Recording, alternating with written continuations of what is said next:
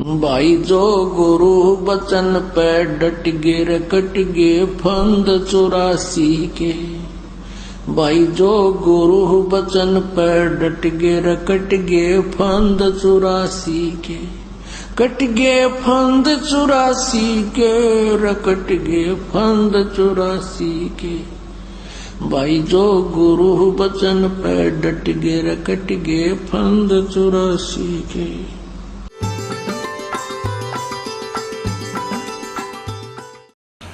बोलो सतगुरुदेव की जय। बंदी छोड़ कबीर परमेश्वर जी की जय।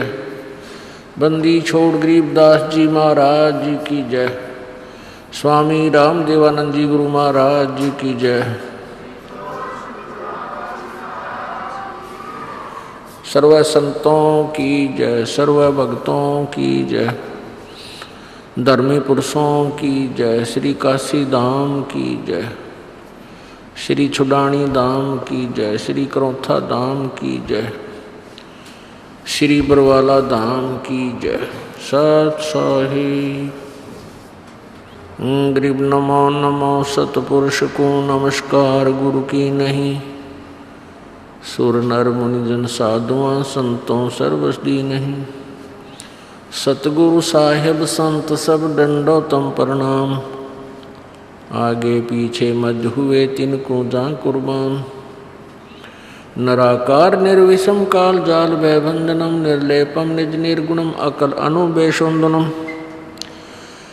सोहम सुरति समाप्तम सकल समाना नीरतलय उज्ज्वल हिरंबर हरदमम बेपरवा अथा है वार पार नहीं मज्जतम। गरीब जो सुमरे सिद्ध होई गणनायक गलताना। करो अनुग्रह सोई पारस पद परवाना। आदि गणेश मनाऊं गणनायक देवन देवा। चरण कमल लो लाऊं आदंत करूं सेवा। परम शक्ति संगीतम रिद्धि सिद्धाता सोई। अवगत गुण अतीतम सत्य पुरुष निर्मोही। जगदम्बा जगदीशम मंगल रूप मुरारी। तन मन अर्पों शीशम भक्ति मुक्ति भंडारी। सुर नर मुनि जन ध्यावे ब्रह्मा विष्णु महेशा। शेष सहस मुख गावे पूजे आदि गणेशा। इंद्र कुबेर सरीखा वरुण धर्म राय जावे। समरथ जीवन जी का मन इच्छा फल पावे। 33 कोटि आधारा जावे शेष 88। उतरे भव जल पारा कट है यम की फांसी। 33 कोटि आधारा जावे शेष 88। उतरे भव जल पारा कट है यम की फांसी। कर जोड़ूं विनती करूं धरूं चरण पर शीश। गुरु जी राम देवानंद जी महाराज ने दियो नाम बख्शीश। कोटि कोटि सिजदा करूं कोटि कोटि प्रणाम।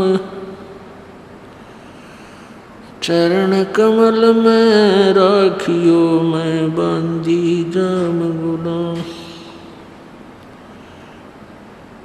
कुत्ता तेरे दरबार का मोतिया मेरा नाम। गले प्रेम की जेवड़ी झांखें तो वहाँ जाऊं। तो करो तो बावड़ूं दूर दूर करो तो जाऊं। जो राखो तो ही रहूं जो देवो सो खाऊं। जय इब के सतगुरु मिले सब दुख आँखों रोए। चरणों ऊपर शीश धरूं कहूँ जो केड़ी हो। कबीर साईं मिलेंगे पूछेंगे कुशलात, आद अंत की सब कहूँ, अपने दिल की बात गुरुजी तुम ना भूलियो। चाहे लाख लोग मिल जाही, हमसे तुमको बहुत है, तुमसे हमको नाई। कबीर तुम्हारे विसारे क्या बने, मैं किसकी शरण में जाऊं। शिव ब्रंच मुनि नारदा, तिनके हृदय न समाऊं। अब गुण किए तो बहुत किए, करत न मानी आरे। बावे बंदा बख्श दियो, बावे गर्दन उतार। कबीर अवगुण मेरे बाप जी, बख्शो गरीब नवाज। जो मैं पूत कपूत हूँ, बौर पिता को लाज। मैं अपराधी जन्म का, नक्सिक बरे विकार। तुम दाता दुखे बंजना, मेरी करो संभाल। परम पिता परमात्मा, सर्व सृष्टि रचनहार, कुल मालिक कबीर देव, कबीर साहब, ये पूर्ण परमात्मा है, परम अक्षर ब्रह्म इनकी उपाधि है।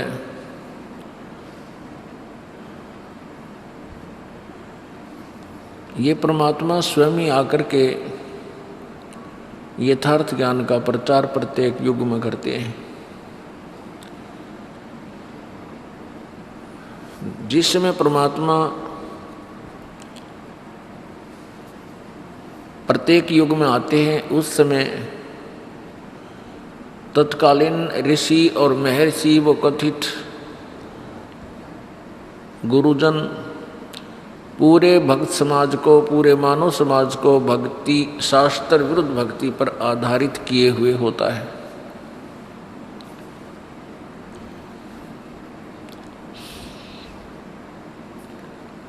परमात्मा आकर के यथार्थ ज्ञान समझाने की चेष्टा करते हैं, परंतु काल प्रेरणा से ये प्राणी उस अज्ञान को जो काफी वर्षों से सुन रखा होता है, उसी को सत्य मानकर काल के जाल में फंसे रह जाते हैं। परमात्मा आकर हमें बताते हैं, भाई राम नाम रटते रहो, राम नाम रटते रहो, जब तक घट में प्राण। कब हो तो दीन दयाल के, भनक पड़ेगी कान।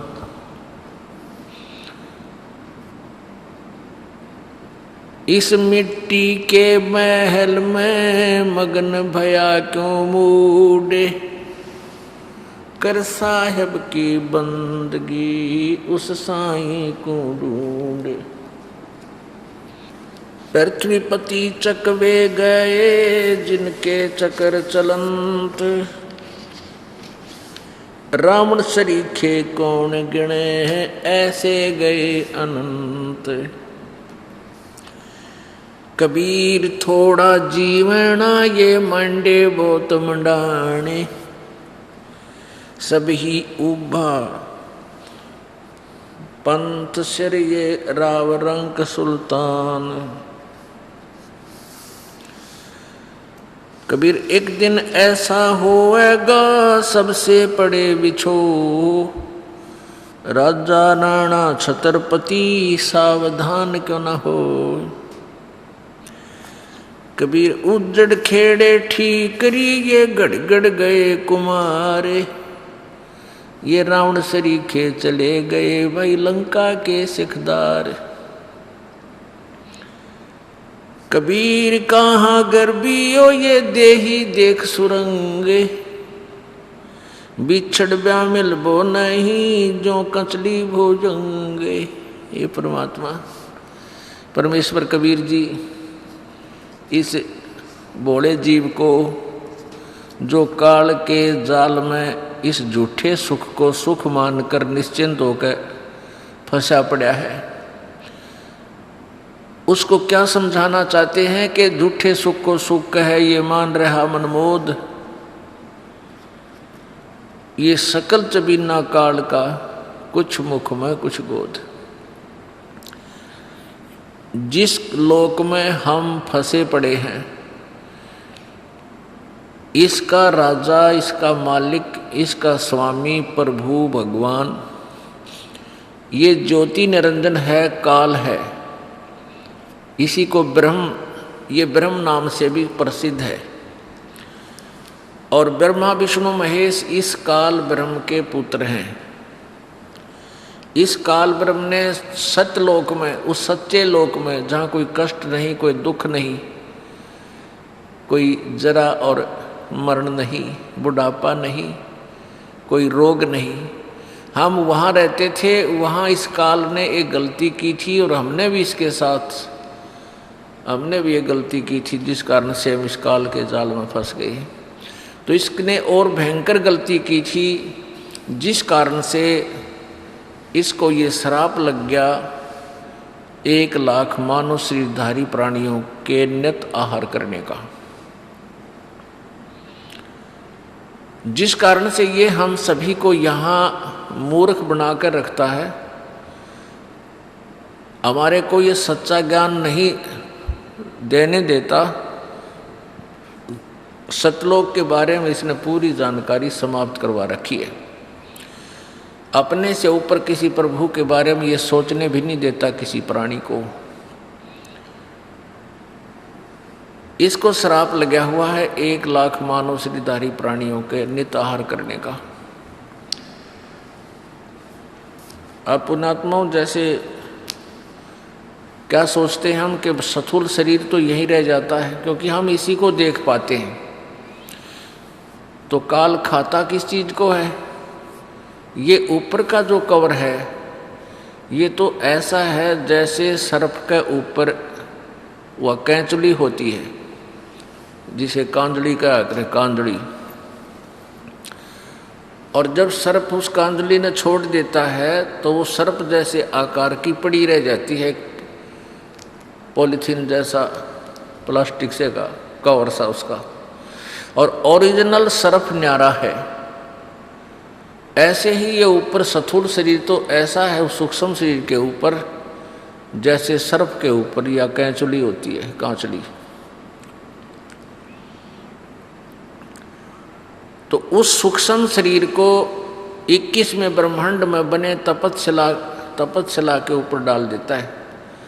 तपतशिला माने पत्थर की टुकड़ी, तपत माने जलती हुई, जैसे तवा खूब गर्म हो जाता है ऐसे उसके ऊपर डाल देता है। जिस प्राणी ने, जिस व्यक्ति ने पूरे जीवन में जो भी आहार किया, चटपटा भोजन खाया, भाई शराब पी, ओका पिया और भी जो फंड करे, तो उन सब का अंश उस सूक्ष्म शरीर में समा जाता है। उस सूक्ष्म शरीर को गर्म करके वहाँ से पिघल उस सूक्ष्म शरीर में से उस गंध को निकाल लेता है। ये जीव मरता नहीं सूक्ष्म शरीर में, लेकिन पीड़ा घनी होती है,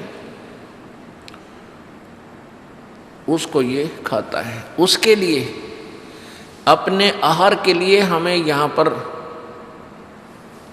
बाई फोर्स रोक रखा है।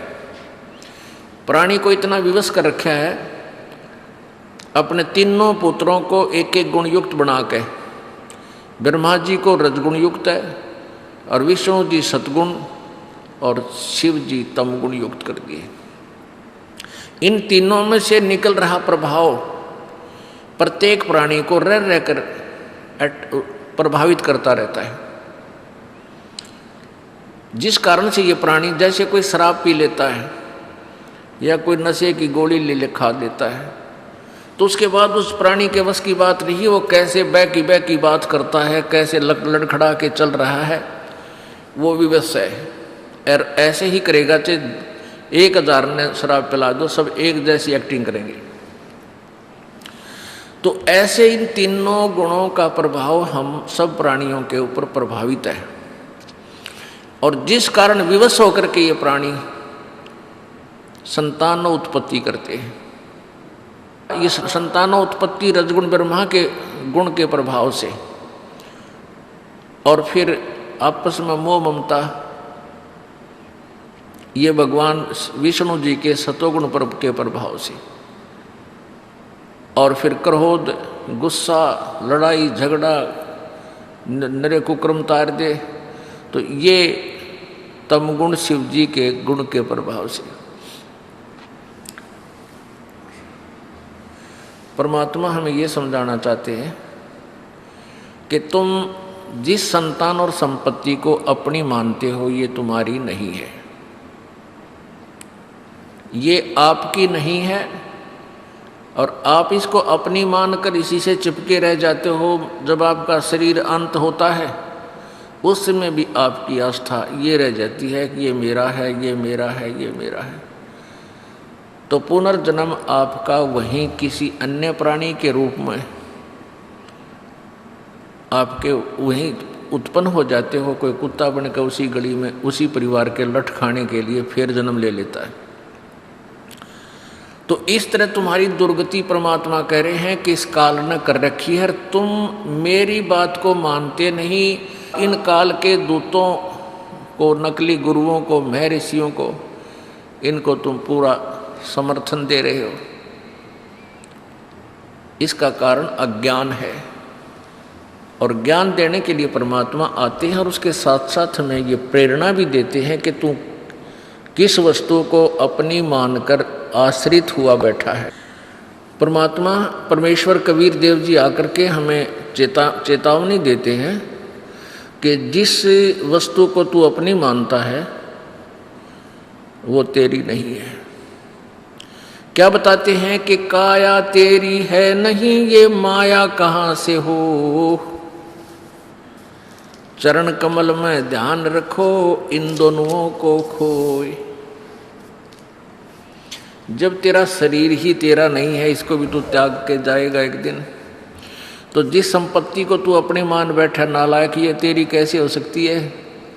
कभी जोर देकर विचार कर। अब परमात्मा ये समझाना चाहते हैं कि जब तक तुम इस संसार में हो, आपको एक छोटे से मकान की भी आवश्यकता है,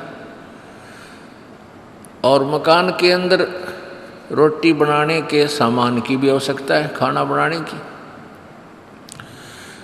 जो आपको मिनिमम आवश्यकताएं हैं, जो कम से कम काम चलाओ, वो तुम रखो, और बाकी ये बैंक भरने लग जाते हैं कि तब फैक्ट्रियां पर फैक्ट्री गार्डन लग जाते हैं, 1 मकान 2 मकान और 4 मकान, इससे हम अपना जीवन बर्बाद कर रहे हो। ये बालकों का खेल खेल रहे हो तुम, जैसे बच्चे खिलौनों से खेलते। तुम बालक हो, इससे सिद्ध है कि तुम बच्चे हो। जब तक तत्व ज्ञान प्राणी को नहीं होता, ये बालकों जैसा होता है। जैसे आप किसी होटल में रुके हुए हो, और वहाँ पर सब सुविधा है, बेड भी है, चेयर कुर्सी भी है, उसमें टेलीविज़न भी लग रहा है, फ्रिज भी रखा है। या छोटे हो वैसे सिंपल होटल में रुकते हो तो वहाँ चारपाई तो ज़रूर मिलेगी, पंखा भी लग रहा होगा।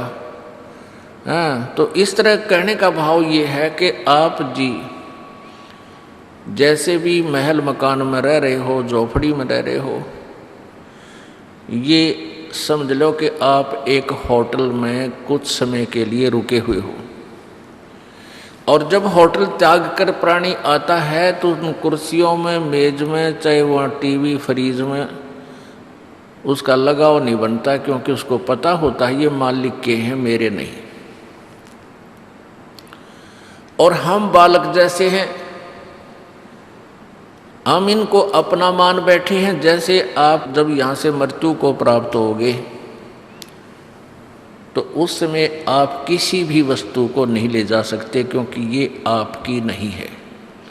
हाँ, जब तक आप इस होटल में हो इनका सदुपयोग करो, लेकिन परमात्मा की भक्ति करो जिस उद्देश्य से तुम होटल में रुके हुए हो।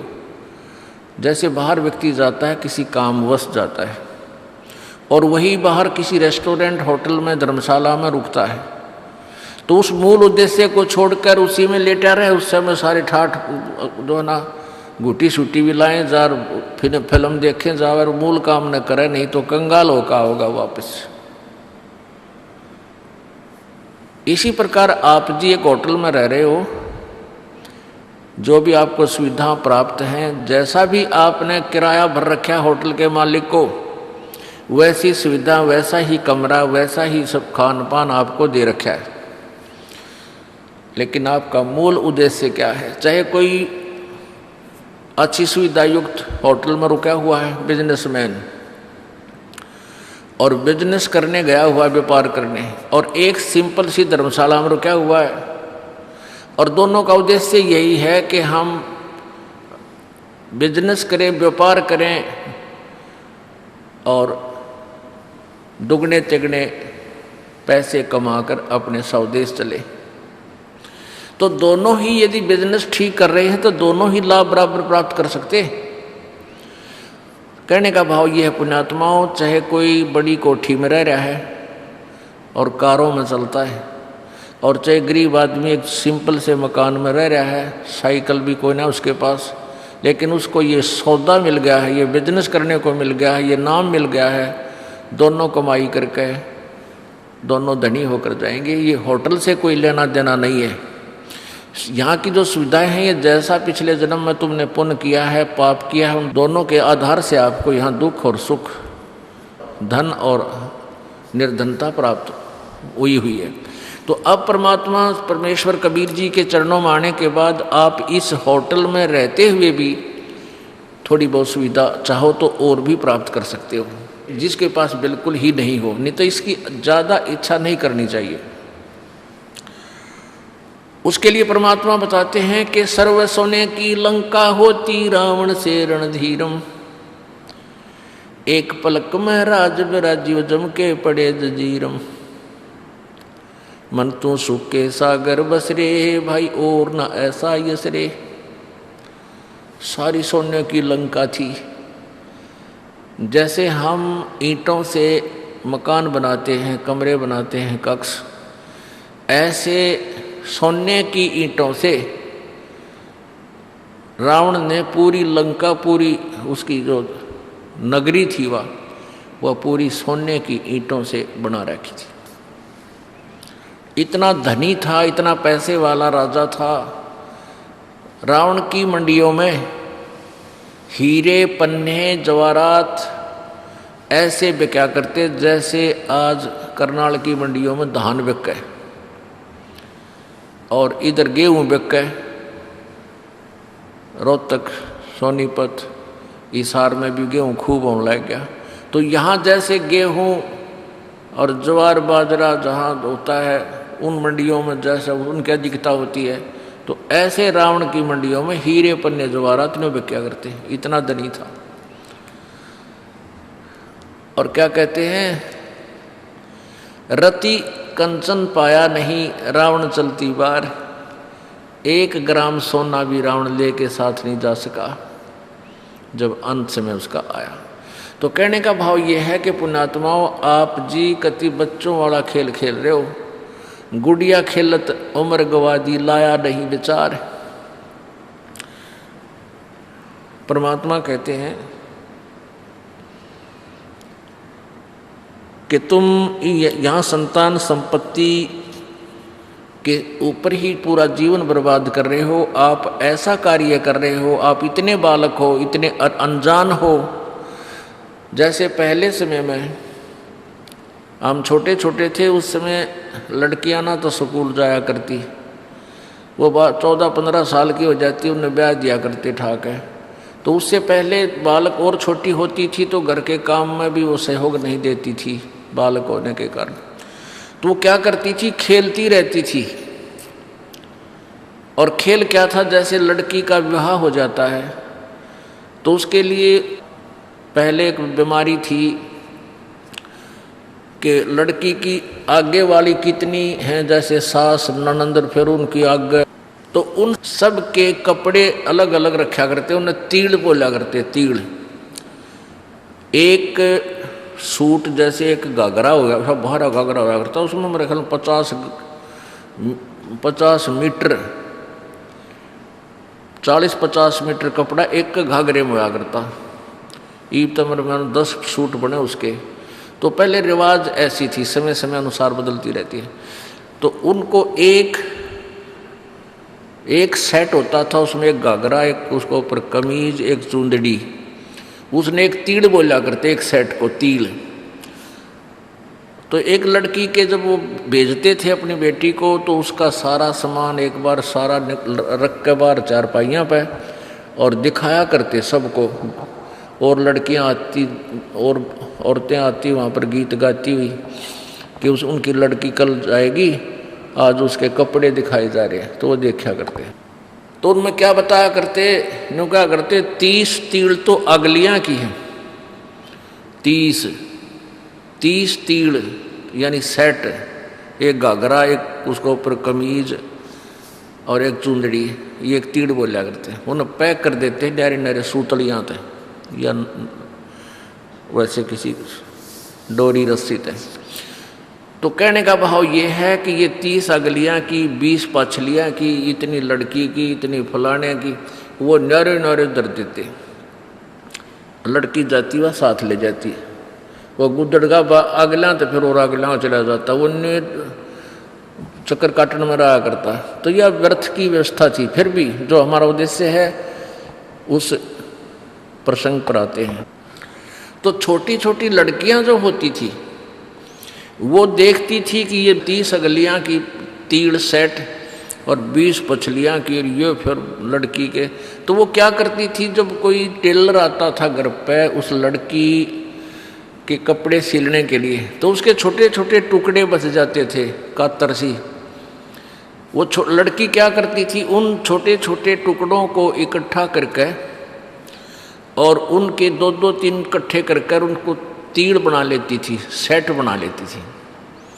और फिर 20 लिखा अपने आप रोज संभालती उन्हें खोल के, ये 30 अगलियाँ की, 20 पछलियाँ की और 10 गुडिया की, उनको उठाकर रोज गिन लेती, रोज रख के और फिर खेल लेती उनके साथ।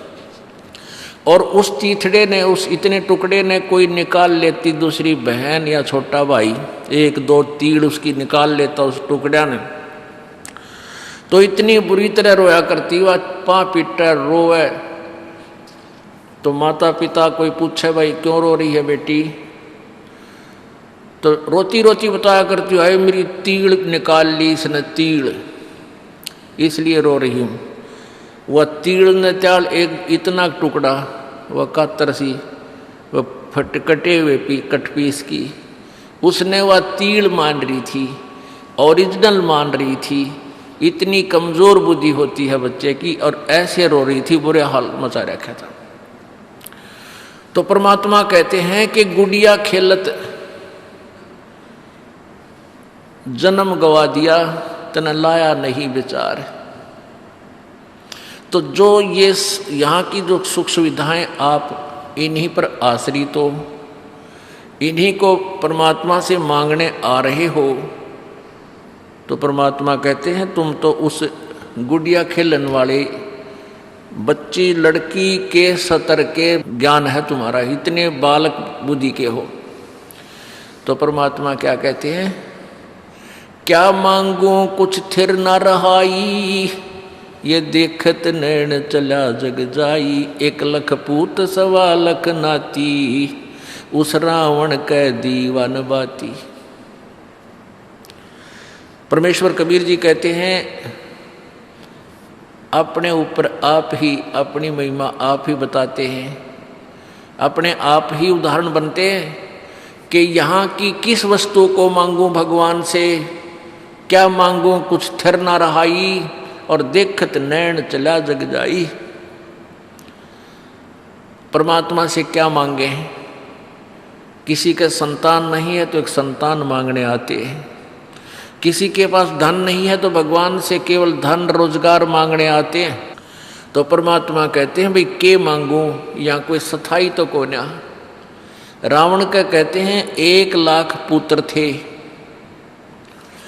और अंत में वो 1 लाख भी ना रहे, और आज उस रावण का कोई दीवा लावणिया नहीं रहा। सब चले गए, धीरे धीरे सब खत्म हो गए, और तुम एक ही पुत्र को प्राप्ति करने के लिए परमात्मा के आगे खड़े कर देते हो। जो चीज मांगनी चाहिए भगवान से वो तुमने याद भी को जा। क्या मांगे? भक्ति दान गुरु दीजियो देवन के देवाओ, भक्ति दान गुरु दीजियो देवन के देवाओ,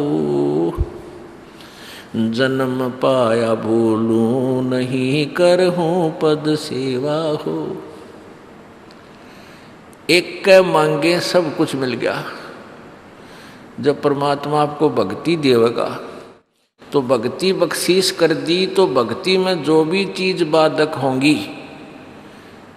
जिसके कारण टेंशन बनकर भक्ति बाधक बनेगा, तो उस टेंशन को एडवांस में आपकी खत्म करता चलेगा भगवान। इसका उदाहरण देते हुए परमात्मा कहते हैं के मांगू कुछ थिर ना रहाई, देखत नैन चला जग जाई, 1 लाख पूत 1.25 लाख नाती, उस रावण के आज दीवान बाती। अब जैसे पुण्यात्माओं बहुत से उदाहरण हैं, आप याद को नहीं रखते, क्योंकि हमारी बुद्धि पर इतना दबाव प्रेशर है इस काल का कि हम थोड़ी सी देर सुनते हैं सत्संग तो याद एकदम आता है पुण्यात्माओं का, जिनके पाप बहुत अक्षीण हो चुके हैं। उनके तो हृदय में ठेस लगती है, बहुत कशक बनती है कि सचमुच या तो बात बिगड़ी पड़ी है। और जिनके अभी बुखार उतरा नहीं पाप कर्मों का, और वो आते हैं, नाम भी ले लिया है, ट्रीटमेंट जारी है, उपचार यही है, धीरे धीरे उनको भी एक दिन ये बातें सीधी अटैक करने लग जाएंगी आत्मा के ऊपर।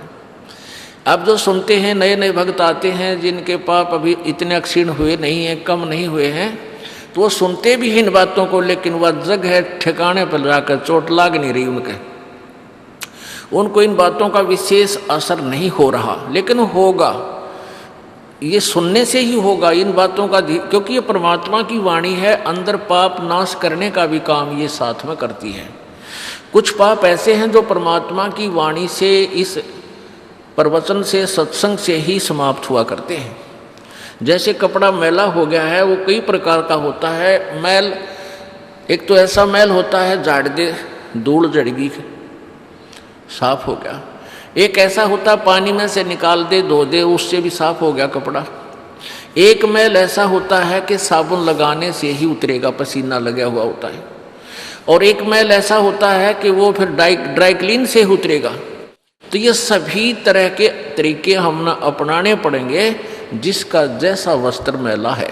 तो इस सब प्रकार के प्रोसीजर में तो आपको निकालना पड़ेगा। तो सब प्रकार का मैल आपका छुटवाना है। जब ये सब छूट जाएगा तो आपको परमात्मा की एक बात रोज खटक जाया करेगी। आपको नित्यनेम करने को दिया है, उसके अंदर वो मार्मिक शब्द हैं, अगर ध्यान से सुन लो तो रोज पोचा सा लग जाए आपके ऊपर। लेकिन हमने एक रूटीन बना लिया, यूँ करना ही है, उसकी रेल बना दे हैं, फटाफट फटाफट करके यूँ तो काम होया। चलो उसका भी लाभ अवश्य मिलेगा, लेकिन उसमें क्या लिखा है उसका रह रहकर असर हो आत्मा पे, ताकि जागृति बनी रहे, बुराइयों से बच के रहे, भक्ति में श्रद्धा बढ़े। इसलिए वो नित्य नेम सुबह का और शाम का, दोपहर का आपको दिया गया है। तो ये जो बातें आपको सुनाई जाती हैं, इनका असर थोड़ी देर रहता है, क्योंकि काल प्रेशर बहुत ज़बरदस्त है, तीनों गुणों का दबाव इतना ज़बरदस्त है। जैसे किसी की मृत्यु हो जाती है और सभी जब उसको लेकर जा रहे होते हैं, प्रत्येक आदमी के मन में एक बार अवश्य ही आती है, बताइयो के लेके गया बेचारा, कल तक हाय हाय मचा रहा था, हाय मेरा यूँ नो कर दूँ, रात सब कुछ छोड़ के चलेगा। और उसका वह करके काम तमाम जब उल्टा मुँह करते हैं, वो काल उसी समय बटन ऑन कर देता है, जो तेरा काम वो रह गया, वहाँ जाना है, ड्यूटी पर जाना है, वहाँ पानी की सिंचाई का समय आ गया, चल ट्यूबवेल चलाना है, 1 सेकंड में घी बांध के उसको कुत्ती बड़ो बढ़ा दे और चल। फिर मनमान ने कोई कदे कोई मरे फिर याद आवे 1-2 साल में। यह सत्संग में आने से वो बातें आपको रोज ताज़ा कराई जाती हैं, और ऐसे ताज़ा कराते रहेंगे तो जगह भी बना जाएगी। रसरी आवत जात से शिल पर पड़े निशान, और करत करत अभ्यास से जड़मती होत सुजान। अब देखो बहुत से प्रमाण हम देखते हैं। अब पीछे से एक विमान दुर्घटनाग्रस्त हो गया, 166 में तो 8 आदमी बच भी गए। 157-58 व्यक्ति जो जहाज में जा रहे थे, वह कितने धनी होंगे, कितने सुखी होंगे जिनको हम सुखी मान रहे हैं, जो एयरप्लेन में ट्रेवल कर रहे थे, और 1 सेकंड में उनका नहीं पता क्या होना था। तो पुण्यात्माओं, हम बालक हैं, अभी हमें डर नहीं बनता, बच्चे को भय नहीं होता, चाहे उस सरप नहीं पकड़ ले, बिजली के तार सपारक कर रहे हों, उनमें चिंगारी पाट रही हो, उसने भी पकड़ ले और मर जाता है। और जब बच्चा समझदार हो जाता है, फिर सर्प का नाम लेने से भी वो डरने लग जाता है, चारों तरफ बुचक्का होकर देखता है, अचंभित होता है, डरता है, भयभीत हो जाता है। इसी प्रकार आप इस तत्व ज्ञान से आप शाने बन जाओगे, आपके विचार जवां हो जाएंगे, मैच्योर हो जाएंगे। तो फिर आप इन काल के झूठे सुख में आप यहाँ फंस नहीं सकते। फिर आपको डर लगने लगेगा, जरा सी बात कहती है आपके हृदय में वही बात समा जाए कि यहाँ सोचा तो बिजली गिर गई। जैसे नानक साहब जी बहुत मायूस रहते थे, पुण्यात्माओं कुछ दिनों के बाद जब आपकी भक्ति बढ़ जाएगी, ये आत्मा के अंदर यो ज्ञान समा जाएगा, तो आपकी दशा ऐसी हो जाएगी, ठीक है चाहे वो बात हो रही है ऊपर ले मुँह तो दांत से खिसकाने पड़ जाए थोड़ी देर, लेकिन हृदय से हंसी नहीं आएगी आपको। क्यों नहीं आएगी? क्योंकि आपको वो जगह बन गई आपके अंदर कि यहाँ किस चीज़ पर दांतरे काटना, किस पर आज खुशी मनावा, किस पर नाचा गावा, कल ना भी रख के बिजली गिर जा। एक बारात गई, शाम ने तो वहाँ नाचे थे, डीजे बाजे था, हैं सारी बहन बेटियाँ भी उसकी नाचे कूदें थी। रोहतक से चले थे कलानौर जा करके, एक्सीडेंट हो गया, वो दूल्हा भी मर गया और 15-20 और आदमी मर गए, यानी उसमें कम से कम 15-16 आदमियों की मृत्यु होगी। जब तक वो नाच रहे थे, डीजे बाजे थे, फिर देखो कि क्या हो रहा था उसके घर में। तो पुण्यात्माओं ठीक है, ब्याह शादी भी करनी है, पर इन बकवादों की क्या आवश्यकता है? जो हम बकवाद करते हैं, बेमतलब का पैसा बर्बाद करते हैं, शराब पीते हैं, दूसरे पर दहेज लेते हैं, अपने कर्म फोड़ते हैं, जहर खाते हैं वो दूसरे का पैसा लेकर के। इसी करके हम ना धनवान हो पा रहे, ना सुखी हो पा रहे। इंसान वही सुखी होगा जो अपने पैरों पर खड़ा होकर भगवान के अतिरिक्त किसी से आगे हाथ नहीं फैलावे। वो इंसान है, वो संत है, वो भक्त है, और वही सुखी होगा। नहीं तो ये फिर लेन देन बना ही रहेगा। और पीछे बताया था आपको, आंध्र प्रदेश का वो मुख्यमंत्री हेलीकॉप्टर में जा रहा था, हेलीकॉप्टर पता नहीं कित मेरा पड़ा जाके, 3 दिन तो उसकी लाश नहीं मिली, जंगल में पड़ गया, कितना ढूंढा भी ना पाया।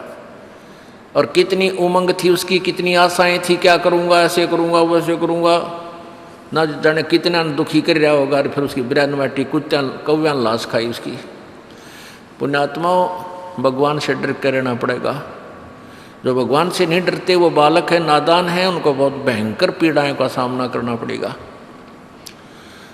मंगोलिया देश का एक पूरा कैबिनेट, उसमें 97-98 व्यक्ति एक के जहाज में जाओ थे किसी और का दुख व्यक्त करने के लिए, और सारे एक के जहाज में एक कब्र में मर गए। हाय हाय। और बाकी बच रहे हैं, मैंने सोचा भाई तुम लूट लो, लूट। परमात्मा कहें लूट सको तो लूटियो, या राम नाम की लूटे, पीछे फिर पछताओगे, प्राण जहांगे छूट। जिस लूट को तुम लूट रहे हो ये लूट नहीं है, ये लूटो राम नाम की, परमात्मा की भक्ति, दान धर्म और सेवा की। या लूटी जाती या लूट है, इसको लूटो। अब जैसे हम किसी को कहते हैं, पता चलता है कि जी ये भगत जो है ना डांस करे था, इनका ब्याह था, नाचे थे। अब पुण्यात्माओं, मन इस दास क्योंकि टीचर है, धमकानी भी पढ़ते हो, खुरकाने भी पढ़ते हो, और ये भी कहना पड़ता है भी अगर ऐसे तुम मर्यादा भंग करोगे तो भगवान मदद नहीं करेगा तुम्हारी, या बेशक बताया करो। चलो ये तो उन बच्चों को जो ज्ञान नहीं समझ रहे हैं, जिसने साल 6 महीने नाम लिए हुआ है, सत्संग भी कम सुन पाए हैं, उनसे गलती हो जाती है तो उनको तो खुरका धोखा का हम फिर सेट कर देते हैं, आगे से नहीं करोगे, आगे करोगे ऐसी क्रियाएं तो मालिक साथ नहीं देगा, आइयो चाहे मत आइयो, ये नियम है प्रभु का। तो ये तो हम तब तक कहते हैं जब तक आपका ज्ञान मैच्योर नहीं हुआ, और जो जिनका ज्ञान मैच्योर हो गया, ये दास के कहने की जरूरत ना पड़ेगी, आपका मन ने को नहीं माने, आपकी आत्मा ही नहीं मानेगी कि ये बकवाद करूं। अब इतना बिगड़ गया मानव समाज। आज से 20, 30, 40 साल पहले जब हम बालक थे, छोटे थे, उस समय ब्याह शादियां देखी हमने ना, तो कोई डांस करने का मतलब भी नहीं, कोई अभद्र ढंग से कोई बोल भी नहीं सकता था गाँव में, और ईब बाप भी नाचे, माँ भी नाचे, और बेटी भी नाचे, सरेआम जुलूस काट दिया। अन्यों कहीं मॉडर्न हो गई, टट्टू हो गया थारा, सारा नाश कर दिया अपनी इज्जत का। सरेआम नाचे बेटियां भी, वो तो वैसे ही नाचा करती कहीं बंद कमरों में, और आज सरेआम लड़कियां नाच रही हैं, फिर उसको बड़ी खुशी मना रही है, क्योंकि इतना सतर गिर गया, ज्ञानहीन हो गए हम। तो हमने इस ये बकवाद, इस ज्ञान तक छूटेंगी। आपका मन ही नहीं माने किसी प्रकार का भी कोई जश्न मनाने की, जश्न मनाने को दिल नहीं करेगा। कैसे? जैसे ये घटनाएं आपको याद आती हैं। एक भक्त कह रहा था जी हमने आज 11 वर्ष हो गए त्यौहार नहीं मना लिया, 11 वर्ष हो गए हमने त्यौहार नहीं मना लिया। और जिसके जो ये झूठे सुख को सुख मान रहे हैं और कोई चोट ना लगी है, वो देखे दिवाली न रोड़ी न और बेगन तार दे हैं, पटाखे नारे फूक हाथ जड़वा लें किसी और के हैं, किसी के छोर ने फूक दें कि तो कपड़ा माग लग जाए, कोई तो और जुल्म हो जाते हैं। और जिसके घर में यह घटना घट जाए 2 दिन पहले, वो बजा के दिखाओ फिर वो पटाखे। तो परमात्मा कहते हैं ये तो भाई 2 दिन आगे पाछे पटाखे सबके बंद होंगे, तो पहले क्यों ना हम सेट हो जावा, क्यों इसे बूढ़े गंदे लोक में, और क्या पे खुशी मनावे। तो ये ज्ञान से बनेगा, और ज्ञान होगा भाई सत्संग वाणी से। तो कह रहा था जी जैसे कभी तो हमारे घर में मेरा पिता की डेथ होगी, और फिर 1 साल भर तक वो पैक हो गया, 1 साल कोई त्योहार नहीं मनावांगे। कुछ दिन के बाद बहन का बटेऊ की, अगले साल बहन का बटेऊ मर गया, उससे अगले साल कोई और रिश्तेदार कति निकट के होगी, फिर घर में फिर दोबारा चाचा का नंबर आ गया। तो कहते 11 साल हो गए हमने कोई त्योहार मनाए। तो पुण्यात्माओं ये गंदा लोक है, यहाँ पर तो हम ढीठ होकर खुशी मना रहे हैं, यहाँ खुशी की कोई जगह नहीं। जैसे एक परमात्मा कहते हैं बेटा जाया खुशी हुई और खूब बजाए थाल, ये तो आना जाना लगा हुआ है जो कीड़ी का नाल। एक का जो है ना 10-12 वर्ष के बाद पुत्र प्राप्ति हुई, तो उस पुत्र के यानी उस लड़के के दादाजी ने आसपास के 10-12 गांवों के न्योते दे दिए, उड़ा खूब खाना खुना खिलाया, शराब स्वरूप पार्टी, यानी खुशी का ठिकाना नहीं रहा। 1 वर्ष के बाद वो पोता मर गया, अब टक्कर मार रहा है वहाँ पर, मना ले खुशी, क्या की मनावे। तो नानक साहब जी ऐसे संत महापुरुष थे, भगत जन वहाँ आते थे, उनके विचार सुनते थे, लेकिन वो जैसे साधु संत ऐसे रहते हैं जैसे इसका कुछ गुम हो गया, जैसे ये बीमार है, इसको कोई तकलीफ है, उसको तकलीफ नहीं होती। कबीर परमात्मा के अपने आप उदाहरण देकर कहते हैं कि कबीरा वैद बुलाइया पकड़ के देखी बाँ, और वैद न वेद न जाने ही मेरा करक कलेजे माँ। कबीर परमात्मा के अपने आप उदाहरण देकर कहते हैं कि कबीरा वैद बुलाइया पकड़ के देखी बाँ, और वैद न वेद न जाने ही मेरा करक कलेजे माँ। कहते हैं डॉक्टर बुलाया, डॉक्टर ने नाड़ी देखी, बाँ पकड़ के, पहले ये थे थर्मामीटर हाथ से देखा करते हैं, और वैद्य कहता है इसका कोई बीमारी नहीं और रोज सूखते आवे। कहते हैं कबीरा वैद्य बुलाइया पकड़ के देखी बाँ, और वैद्य न वेदन जाने ही मेरा करक कलेजे माँ। उस परमात्मा की और यहाँ के दुखों का जो दुख है, यहाँ के दुखों को देख देख कर कुत्ते ने देखे खाज कि तो कीड़े पड़ रहे उसके हैं, किसी खाज लग रही है। ये भी पहले आप जैसे अड़े चौड़े हो कांडे थे और बढ़िया बढ़िया सूट गाड़ के चलने थे, भक्ति करी को नाच ब्रैन माटी करवा ली। तो ये बातें उनको तुरंत याद आने लग जाएंगी जिनकी आंखों का मोतियाबिंद का ऑपरेशन हो गया, अर्थात जिनको तत्व ज्ञान हो गया। अब तो हम देखते हैं कुत्ते हैं, गधे हैं, सुअर हैं, बैल है, जोड़ रखा गाड़ी में, भर रखा सामान, चलता नहीं था, दे लट्ठा गद्दा है गधोरी उस पर। तो हमने सोचा ये तो ऐसे बनते रहेंगे और हम ऐसे ही मनुष्य बने रहेंगे। काल ने ऐसी बुद्धि भ्रष्ट कर रखी हमारी, क्योंकि ज्ञान है नहीं। ज्ञान हो तो हम ये नहीं सोच सकते, क्योंकि यहाँ तो प्रत्येक प्राणी का अपना किया कर्म इसको मिलेगा। आज मनुष्य है, भक्ति ठीक की नहीं तो अगली योनियों अन्य प्राणियों की योनियों में जाएगा ही जाएगा। तो फिर ये बातें, यहाँ का यो कष्ट, किसी की किसी का हाथ कट रहा, किसी की टांग कट गई, कोई अंधा हो रहा, किसी का बेटा मर गया, किसी की बेटी मर गई, एक परिवार में दो दो तीन दिन इकट्ठे मृत्यु हो रही है। अब उस परिवार के स्थान पर आप अपने को सोचकर देखो जो जश्न मनाने की तैयारी में है, तो फिर ये बकवादें अब पलट जाएंगी। 90% जो हम वेस्ट करते हैं अपना समय इस पेट के लिए और इस संसारिक इन बकवादों को जोड़ने के लिए, ये 90% अपने आप शांत हो जाएगी। ना दहेज लेंगे ना देंगे। किसी के 2 कन्या हो जाती है, उसको नींद आनी बंद हो जाती है।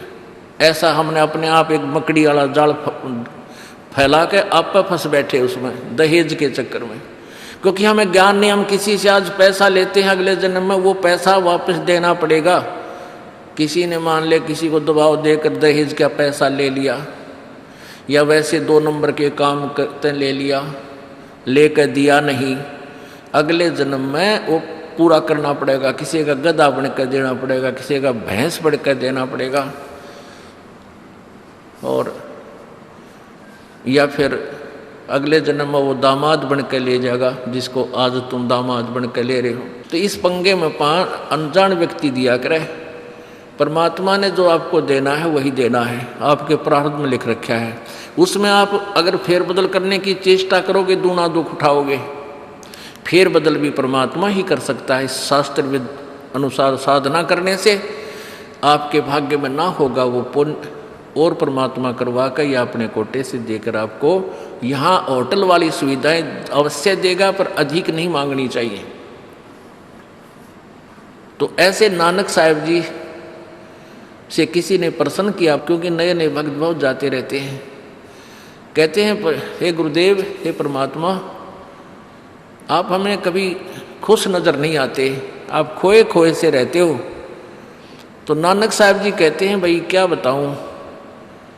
कहते हैं ना जाने काल की कर डारे, और किस विध ढल जा पासावे, और जिनाते सरते मौत खुड़क दी उनानू केड़ा हासावे। कि 1 सेकंड का पता नहीं यहाँ के बिजली गिर जा और कहाँ गिर जा। जैसे सन 2000 की बात है, पूरा भारतवर्ष गणतंत्र दिवस 26 जनवरी मना रहा था। उधर से गुजरात के अंदर एक जबरदस्त भूकंप आ गया। लाखों व्यक्ति अपने ही मकानों के नीचे, जो 3-3, 4-4 मंजिल के सारा जीवन पीढ़ी 2 पीढ़ी लाग कर बनाकर उसमें जश्न मना रहे थे, उन्हीं के नीचे दब के और लाखों व्यक्ति मर गए। सुबह सुबह का समय, छुट्टी का दिन, और सारे घर में सेठ थे। काल ने किसा दाव लगाया। तो यहाँ परमात्मा कहते तुम तो बालक हो, बालक कति डरते नहीं जरा से भी। डर जब हो जब आपको ज्ञान हो, और ज्ञान हो सत्संग से। सत्संग मान का समय नहीं कि तो और बकवाद हो रही हो, देख लो दुनिया इकट्ठी हो जा। और यहाँ कितने भक्त आ पाते हैं? जो आ पाते हो बहुत महान और पुण्य आत्मा है, उनके पिछले संस्कार इतने जबरदस्त हैं कि उनको प्रेरित करके लाते हो। परमात्मा की रजा होती है उनके ऊपर। तो क्या बताते हैं, न जाने काल की कर डारे, और किस विध ढल जा पासावे, और जिना ते सरते मौत खुड़क दी, उन्हानु केड़ा हासावे। अब फिर पूछते हैं, क्या प्रभु आप सदा ऐसे ही रहते हो? प्रश्न किया किसी ने नानक जी से। नानक साहब ने कहा कि भाई मुझे भी खुशी होती है, लेकिन वो खुशी हम ऐसे प्रकट नहीं करते जैसे अनजान लोग करते हैं, नाचे कूदो या हा हा हा दांदरे काटे। नहीं, अंदर ही होता रहता है हमारे जो कुछ होता है। कहते हैं साध मिले साड़ी शादी होंदी, साध मिले साड़ा शादी होंदी, और विछड़ जा दिलगिरी वे, अखदे नानक सुनो जहाना मुश्किल हाल फकीरी वे। कि तुम भक्तजन जब आते हो मेरे पास सत्संग सुनने के लिए, और जो उपदेश ले चुके हैं, और फिर वो सारे के सारे रह रह कर मेरे पास आ रहे हैं, तो मुझे बहुत खुशी होती है। उस दिन हमारे विवाह होता है, शादी होती है, समागम होता है, चहल पहल होती है। और जब तुम चले जाते हो, विछड़ जा दिलगिरी वे, तुम चले जाते हो जब मुझे दुख होता है। क्यों होता है? कि तुम काल के उसमें पहुँच चले जाते हो, क्योंकि भक्त कम होते हैं और काल प्रेरित व्यक्ति ज़्यादा होते हैं। मुझे ये डर लगा रहता है कि कहीं ये भोली आत्मा उन काल के दूतों का ना फंस जा, और उनकी बातों माँ के भक्ति ना छोड़ दे, इनकी दुर्गति ना हो जा। जब तुम ठीक ठाक वापस आ जाते हो सभी, तो मेरी आत्मा खुश होती है। उस दिन मेरी खुशी का कोई ठिकाना नहीं होता, लेकिन वो होती है अंदर ही अंदर, लोग दिखावा नहीं होता। साध मिले साड़ शादी होंदी, और विछड़ जा दिलगिरी वे, अखदे नानक सुनो जहाना मुश्किल हाल फकीरी वे। भाई कहते हैं भक्ति करना बहुत मुश्किल है। मुश्किल इन काल के दूता ने बना दी, जनता ज्ञानहीन कर दी। जो भक्ति नहीं करते वो तो सीधे काल के जाल में हैं ही। जो भक्ति करने की चेष्टा करते हैं तो किसी का तो पति लाठी ठाए पाओगा, उसके पति ने कोई और इंजेक्शन ला जाएगा। यो क्यों होया भाई, हम भी तो नाम ले रहे हैं, हम वहाँ जाते हैं, हम तो 6 महीने साल में कभी कभी जाते हैं, और आप कहते हैं 10वें दिन भाग लेते हैं। तो भगत ने नाम ना ले रखा तो वो परेशानी पैदा करेगा ही करेगा। किसी की पत्नी ने नाम नहीं ले रखा, भगत ने ले रखा है, तो वह सींग पिनाए पावेगी। किसी के कहने सुनते जानते क्या सुनी घर में होगी। काल ने तक करवाना है कि किसी प्रकार ये वहाँ जाना छोड़ दें, तेरे जाल में फंसे रहें। इसका तो पूरा प्रयत्न रहेगा। लेकिन पुण्यात्मा यु ज्ञान रूपी ढाल आपको इसलिए दी जाती है कि अपना बचाव करो, और भक्ति मत छोड़ना चाहे कुछ भी हो। आप पुण्यात्माओं अपने घर के काम में, ठीक है, पति पत्नी बच्चे सब कोई कार्य करना है तो सब मिलकर सलाह बनाकर कर लें, बहुत अच्छा होता है। उसमें कोई हानि लाभ भी हो जाती है तो विशेष दुख नहीं होता। उसमें अवश्य राय एक दूसरे की लेकर काम कर लेना चाहिए। और जब आता आत्म कल्याण का समय, उसमें किसी की राय की आवश्यकता नहीं। मान लीजिए आपने नाम लेना है और आपका पति नाट्य है, तो नाट्य जाएगा। ये अपने जीवन का सौदा तुमने खुद सोचना होगा, इसमें किसी की राय की आवश्यकता नहीं। आपने नाम लेना, आपकी पत्नी मना करती है तो करन दे, इसमें किसी की सलाह लेने की जरूरत नहीं, चाहे कोई राजी रहे चाहे नाराज रहे। यदि मीराबाई उस समय ये सोचती कि तेरी माँ क्या कहेगी, तेरे पिता क्या कहेगा, ये समाज क्या कहेगा, तो मंदिरों में जाती है। क्योंकि उस समय ठाकुर समाज अपनी बहन बेटियों को घर से नहीं निकलने देते थे, पर्दों में रखते थे। लेकिन मीराबाई बालक नहीं रही थी, समझदार थी वह। उसको पता था कि आज तो मैं लोक लाज कर मैं आकर भक्ति नहीं करूँगी और फिर कुतिया बनकर बाजार में आंडूंगी, कोई मेरी इज्जत का रक्षक नहीं मिलेगा। तो ये ज्ञान से ही ऐसी दृढ़ता आती है। संघर्ष किया और सफल हुई, क्योंकि मालिक के नाम पर जो संघर्ष करते हैं सच्चे दिल से हृदय से, उनकी परमात्मा मदद किया करता है। ये पिछले इतिहास देख लो। क्या बताते हैं? मात पिता सुत स्त्री आलस बंधु कान, संत दर्श को जब चले ये अटकावे आण। मात पिता सुत पुत्र को कहते हैं। स्त्री जैसे कोई बालक हैं 15, 16, 10 वर्ष के, वो माता पिता के अधीन होते हैं। और बच्चे का समझ में आ गई और माता पिता मना करते हैं तो उनके अधीन है वो। और बच्चे जवान हो गए, बूढ़ा बूढ़िया का समझ में आ गई, फिर वो बालक बाधा करेंगे, वो रोकते टोकते हैं, तीसरा दिन चल पड़ते हो, किराया कितने डावा फलाना है, यानी कुछ ना कुछ बाधा कर सकते हैं। किसी का पति बाधा कर सकता है, किसी की पत्नी बाधा कर सकती है। जब भक्ति की तरफ अग्रसर होता है या सत्संग में आने की तैयारी करता है। या फिर आलस बंधु कान, आलस माने आप पे ढीले गोडे छोड़ दे, फिर देखांगे इबका नहीं जाता, सर्दी घनी है, गर्मी घनी है। और या बंधु कान, लोक लाज, इनके कारण ये है भक्ति में बाधक। अब क्या बताते हैं परमात्मा? मात पिता सुत स्त्री आलस बंधु कान, संत दर्श को जब चले ये अटकावे आण। इनका अटकाया अटके नहीं, और संत दर्श को जाए कह कबीर सो संत है आवागमन नसावे। इनका अटकाया अटके नहीं, और संत दर्श को जाए यानी सत्संग में अवश्य जावे, कह कबीर सो संत है आवागमन नसाए, उसका कल्याण होगा। आज मीराबाई जी का कितनी श्रद्धा और आदर के साथ नाम लिया जाता है। और यदि वो उसी तरह की क्रियाएं करती जो उस समय की बहन बेटियां लोक लाज में फंस का अपना जीवन बर्बाद करगी, आज वो कुतिया बनी आंडे।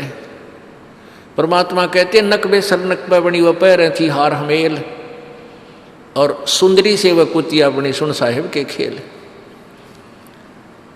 बीबी पड़ते रहे थी डोडी लगे थी बार, अब गातु गाड़े फिरती है वो बन कुतिया बाजार।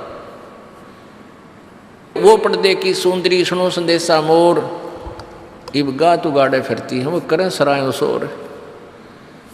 अब जो डोडी पर्दे जिनका लग गया करते, पर्दे में रहा करती थी, जो अपने आप को ऊंच घरों की बेटियां बहू कहा करती थी, उनका सत्संग की छीट लगी, नहीं करते बाहर निकली, नहीं पूर्व जन्म की पुण्यात्मा थी, उनको कोई रानी बन गई, कोई महारानी बन गई, कोई अच्छे घर में इस मायाधारी मस्करिया का जन्म हो गया। और वो भगवान से दूर रहने के कारण फिर अगले जन्म में कुतिया की योनि पाती है। तब तो पर्दों में रहती थी, उंगली भी ना दिखने दे थी, किसी बाहर कहीं हमारी बेइज्जती ना हो जा, मेरी पत्नी जो है सत्संग में चलेगी तो इज्जत का नाश हो जाएगा। और वह इज्जत फिर उगाड़ी आंडा है कुतिया बनकर। कहते नकबे सर नकबा बनी पैर थी हार हमेल, 1-1 लाख के गहने पहरा करती, आज वो सुंदरी से कुतिया बनी देख साहिब के खेल। तो पुण्यात्मा ये इन बातों से डर लगना चाहिए। इन बातों से डर लगने लगेगा, मालिक में रुचि बनेगी और भजन करने को दिल करेगा। और ये लोग दिखावा जो ड्रामा है, नाचा कूदी, ये बकवाद मन में आवे को नहीं, ये कहने की आवश्यकता नहीं पड़ा। दास ने कैसा मत करियो, हाँ कहना तो पड़ता है एक बार बालक को, कुछ दिनों के बाद फिर आपकी रुचि ना बढ़े। इतना तो इस दास को विश्वास हो गया है कि परमात्मा के बच्चे भगवान को पहचानने लग गए, क्योंकि अब शिक्षित समाज है।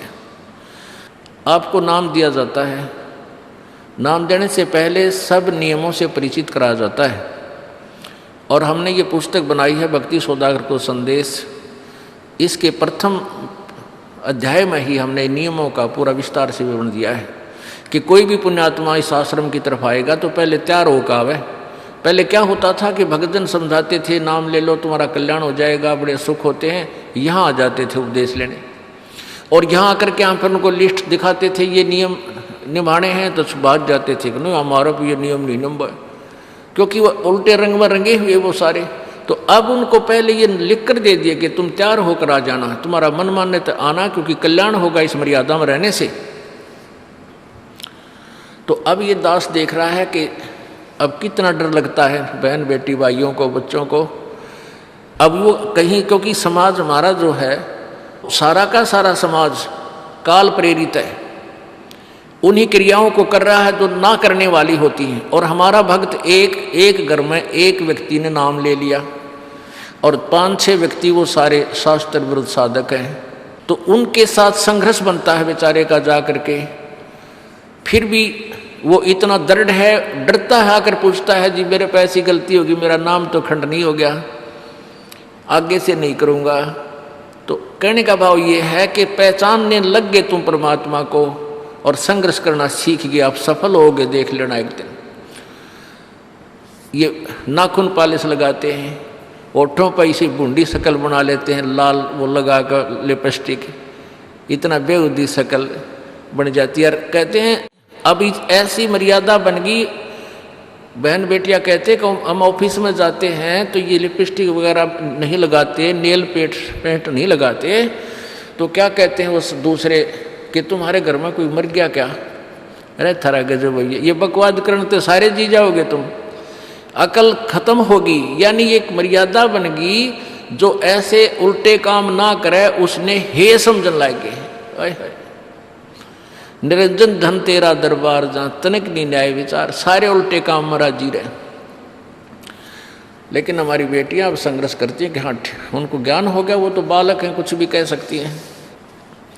तो अब हम सबको बताते हैं ये ऐसा नहीं करना, क्योंकि पहले हमारा ज्ञान गाँव में ज़्यादा चला था। इस दास ने गाँव में जाकर प्रचार किया, तो वहाँ तो ये था को ना लिपस्टिक का फंड था, ना कोई नाखून पालिश लाया करती, मेहंदी मुंदी ला लेती, तो यार वो भी मना कर दिया हमने, समझा दिया कि इसका कोई फ़ायदा नहीं है, अपना भक्ति करो।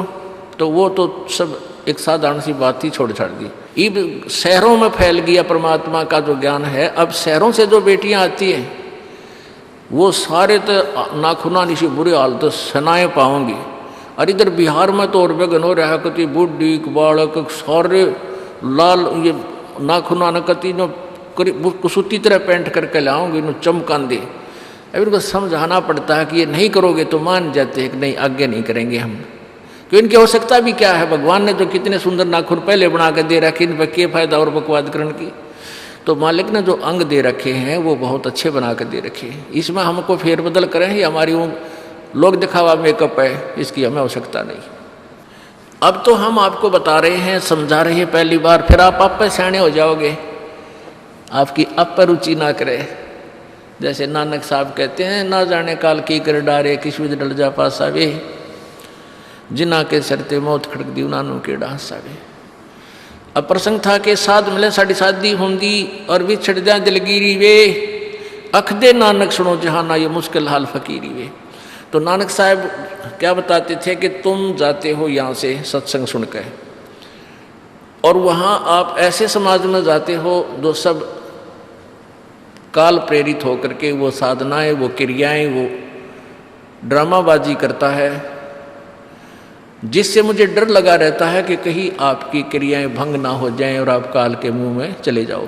जब तुम वापस आ जाते हो तो मुझे बहुत खुशी होती है कि परमात्मा के बच्चे काल के जाल से बचे हुए, तो उस दिन खुश होता हूँ मैं।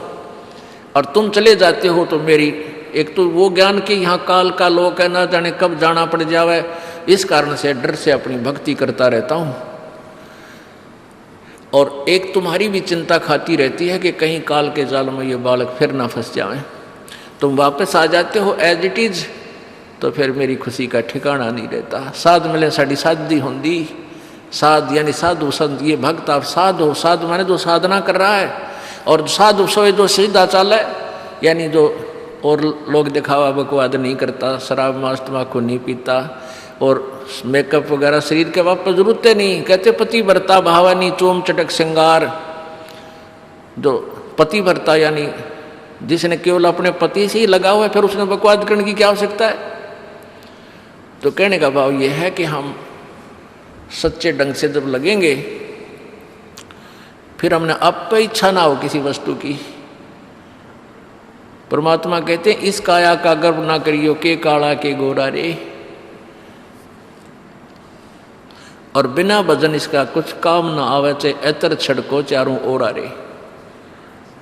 ये शरीर क्या है, ये गोरा दिखा है चाहे काला किसी का, इसने थोड़ा सा छोल के देख लो, एक जैसा कोबाड़ सब में भरा पड़ा है, या ऊपर पालिश का फर्क रखे, अरे इससे नाम अच्छा बूंडा मान लेते हैं। नहीं, ये चाहे काला है चाहे टेढ़ा बेढ़ा है, चाहे किसा बूंडा काना लंगड़ा है, इसमें जब भक्ति कर गया वो सफल है, और इस मेकअप में लग गया रहा वो असफल है, चाहे वो कितना सुंदर दिखता हो। तो पुण्यात्मा परमात्मा कहते ये मिट्टी है, इस मिट्टी से हमने लाभ उठाना है, इसे सोना बनाना है, भक्ति रूपी धन कमाना है, तो इसी से कमाया जाएगा। अब प्रसंग है कि झूठे सुख को सुख कहे, ये मान रहा मन मोद, ये सकल चबीना काल का, कुछ मुख में कुछ गोदी।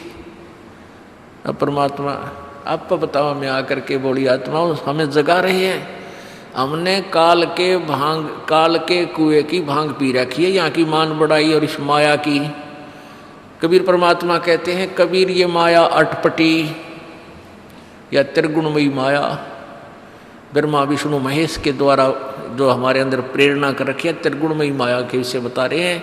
कबीर ये माया अटपटी, सब घट आण अड़ी, किस किस को समझाऊं, ये तो कुएं भांग पड़ी।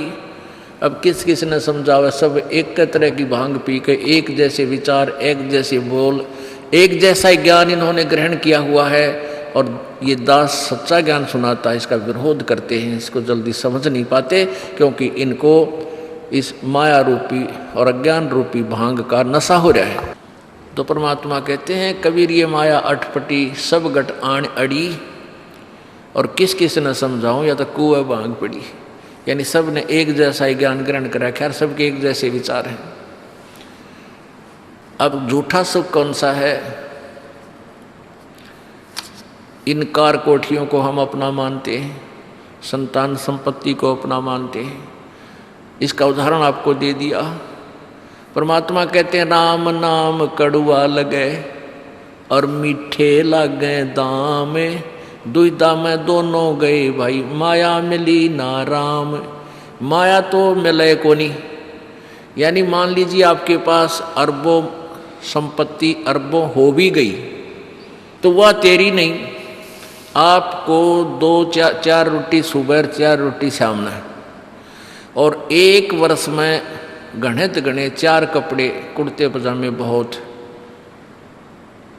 एक वर्ष में खत्म, आप पाटे को नहीं, ऐसा काम रह रहा आजकल, और 2 जोड़ी चप्पल कुर्ते जूते, और एक खाट का स्थान, एक चारपाई आ जा, गणित 2 आ जा, जितने एक परिवार एक व्यक्ति को एक चारपाई। कहने का भाव यह है कि ऐसा सीमित सा मकान, इतने की आवश्यकता आपको है, और बाकी पैसा आपके पास, उसने के सिर में मारोगे, क्या करोगे उसका। अब या तो कि तो बकवादा में लावेगा, कि तो शराब पीवेगा, कि तो और कोठी खरीद कर गिर देगा, उस पर कोई कब्जा कर लेगा, फिर लट्ठा मुकदमे होंगे, या कोई ले लेगा रिश्तेदार या कोई मित्र बनकर फिर दे कोई ना, फिर खेचा तानी रात ने नींद आवना, वह रखेगी बगन में पात्रे, वो माया तने जीर्ण नहीं दे। और माया तो परमात्मा कहते हैं इस जीव की सबसे बड़ी शत्रु है, जो भगवान से दूर करे। अभी झूठे सुख को सुख मान लिया, कार कोठी होगी, बढ़िया व्यापार बिजनेस या कोई नौकरी होगी, तो भगवान से 100 कोस दूर है वो प्राणी। कोई एक आध पुण्यात्मा इसे प्रेरणा होकर आ जाता, वो तो फॉर एग्जाम्पल होते हैं। तो परमात्मा कहते हैं इसे सुख का आग लगे जो भगवान से दूर करे। परमात्मा कहते हैं वो दुख अच्छा हमारे लिए जो परमात्मा के चरणों में हमें लगाए रखे। कबीर साहब कहते हैं सुख के माथे पत्थर पड़ो जिससे नाम रट देते जावे, और बलिहारी वो दुख जो पल पल नाम रटावे। कि हे परमात्मा इसे सुख की हमने जरूरत नहीं, जो भगवान से दूर करे। पत्थर पड़ो इसे सुख के ऊपर, और बलिहारी उस दुख के जो पल पल नाम रटावे। जैसे भक्त नाम ले रखा किसी ने और उसको कोई पीड़ा हो जाती है, चिंता शुरू हो जाती है उसको, हे भगवान कदे कैंसर ना हो जा, हे परमात्मा कोई और ऑपरेशन ना बन जा, तो वहाँ तक जाता है जहाँ डॉक्टर के पास, और भगवान याद रह कर आता है, और वहाँ जाकर डॉक्टर करता है अल्ट्रासाउंड और एक्सरे वगैरह करके बता देता है कि आपको वैसी कोई खास बीमारी नहीं है, नॉर्मल सी है, ये दवाई लो ठीक हो जाएगी। उसके बाद फिर परमात्मा के गुण कितने गाता है वो। जो भक्ति से दूर हैं वो तो भूल भाल जाते हैं, उनको तो परमात्मा याद आता है, कोई ना डॉक्टर दिखे। और पुण्यात्मा जो भक्ति करते हैं उनको डॉक्टर नहीं भगवान पहले दिखाई देता है। पुण्यात्मा, आपके प्रारब्ध में, आपके संस्कार में मृत्यु है और कैंसर से है, और वो होगी, नाम ले रखा आपने, और डॉक्टर ने भी डिक्लेयर कर दिया कि कैंसर है भाई। पीछे आपको उदाहरण दिया था, एक लड़का रोहतक से, इकलौता पुत्र, और 10 साल के बाद पुत्र प्राप्ति हुई, और उस लड़के का कान में कैंसर बता दी, PGIMS रोहतक तक। उन डॉक्टरों ने फाइनल कर दिया और उसका पूरा डाटा अपने मोबाइल में नोट कर लिया कि इसका ऑपरेशन करवा ले और दिल्ली ले जा, हम नहीं कर सकते। वो रोता हुआ यहाँ आए। अब क्या है कि ये काल बड़ा उस्ताद है, थोड़ा सा सुख होते ही भगवान ने भूलन लाग जाए। वो 5 महीना में आए हमारे पास रोहतक से, जबकि आए महीना आना चाहिए था।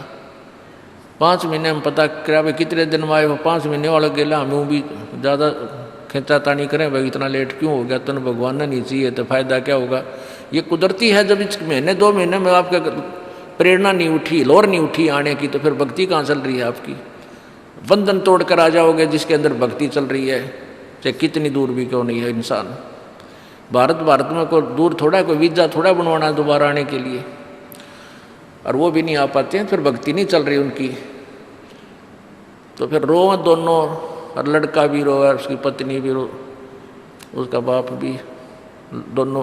वो लड़का छोटा ही था, 12-13 साल का। कहने लगे जी कैंसर बता दी, हमारा तो इकलौता पुत्र है। बुरा हाल मेरी नहीं सुने, रोए वहाँ बेटा बात सुनो, आप दोबारा चेक कराओ और पूरी श्रद्धा रखना मालिक में।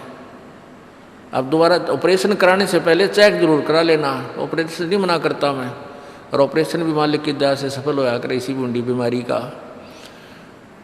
तो उनका यह बात जच गई, जानते डॉक्टर से कहा जी इसको ऐसे, वो रिपोर्ट दिखाई, और फिर कहा जी, वो डॉक्टर ने कहा अभी मैं दोबारा चेक कर लूँगा। मालिक प्रेरणा करता है कि एक बार चेक करना पड़ेगा, मैं ऑपरेशन करने से पहले चेकिंग फिर करूँगा।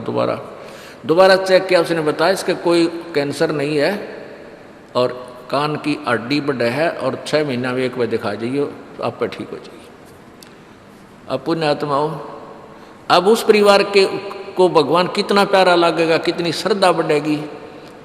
और आए महीने 2 चक्कर काटेंगे, तो इंसान तो होंगे, शैतान होंगे, तो फिर आपत्ति आओगी उन पर। भगवान से दूर होते ही फिर ये विरानमटी होगी। तो कहने का भाव ये है कि सुख के माथे पत्थर पड़ो जो नाम हृदय जा, और बलिहारी उस दुख के जो पल पल नाम रटावे। संत शरण में आने से फिर आई टले बला, और जय मस्तक में सूड़ी होवा काटे में टल जा। ये मालिक की वाणी है, गलत नहीं हो सकती। इसका हम कितना लाभ उठा सकते हैं वो हमारी अपने अंतःकरण की जो है व्यवस्था के ऊपर डिपेंड करता है, हमारी कितनी भावना है, कितनी हमारी लगन है मालिक में। अब कुछ भक्त ऐसे भी आते हैं जी, हमें लाभ ना होया, पाठ भी करा लिया, जोत भी चढ़ा दी, और 3 बार आ लिया मैं, ईसा डिठोरा दिखाऊंगे, मेरा ऊपर जानो बहुत बड़ा, मुझे ही ज़्यादा आवश्यकता है, इसने कती नहीं। वो बेचारे बालक हैं 1ली 2री कक्षा के, वो कुछ भी बोल सकते हैं, उनको ज्ञान ही नहीं। और ऐसे लाखों लोग हैं जिनको निरे सुख हो लिए, तो परमात्मा तो वही है। एक ही ट्रांसफार्मर में तो सबको कनेक्शन दे रखा है, और जिसके पंखे कूलर चल रहे हैं वो भी उसी लाइन से जुड़े हैं, और जिनके नहीं चल रहे हैं वो भी उसी लाइन से जुड़े हैं। तो उनका कोई कनेक्शन डिफेक्टिव है, उसको फिर चेक कराएं, लाइट पावर वही है। कहते हैं सतगुरु के दरबार में कमी काहे की ना, अंसा मौज नहीं पावता तेरी चूक चाकरी में। कि इस परमात्मा के दरबार में किसी चीज की कमी नहीं। और परमात्मा आप बताते हैं कि यदि तुझे लाभ नहीं मिल रहा तेरी चूक चाकरी में, आपके अंदर कोई श्रद्धा में कमी है, आपकी भावना में कमी है, या आपका कनेक्शन लूज है, आपका कनेक्शन कट ऑफ हो गया, वह पावर आ नहीं रही। इस परमात्मा कबीर जी के शब्द कोश में असंभव शब्द नहीं है। इस कबीर परमेश्वर की डिक्शनरी में इम्पॉसिबल वर्ड नहीं है। ये वो भगवान है। और फिर भी हम इससे लाभ नहीं प्राप्त कर पा रहे हैं, तो हमारी कोई क्रियाओं में, हमारी भावनाओं में त्रुटि है। और जब तक देखो सीधी सी बात है, हमने हैंडपंप से जल लेना है तो पात्र को नीचे ही रखना पड़ेगा। तो सतगुरु के दरबार में आके आपको अधीन होना ही पड़ेगा। अधीन हुए बिना भगवान मदद नहीं करेगा। रावण ने भक्ति भी की, लेकिन उसमें अधीन्य की कमी थी, और अधीन्य की कमी उसको लेकर डूबेगी। नहीं, रावण जैसी भक्ति कोई 7 जन्म नहीं कर सकता, कितना साधक बन जाओ।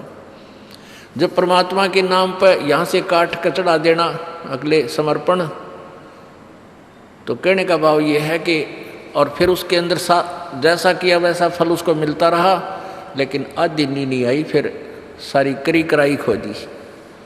तो इसलिए हमारे अंदर विनम्रता यानी सच्ची लगन, अंतःकरण में सत्यता,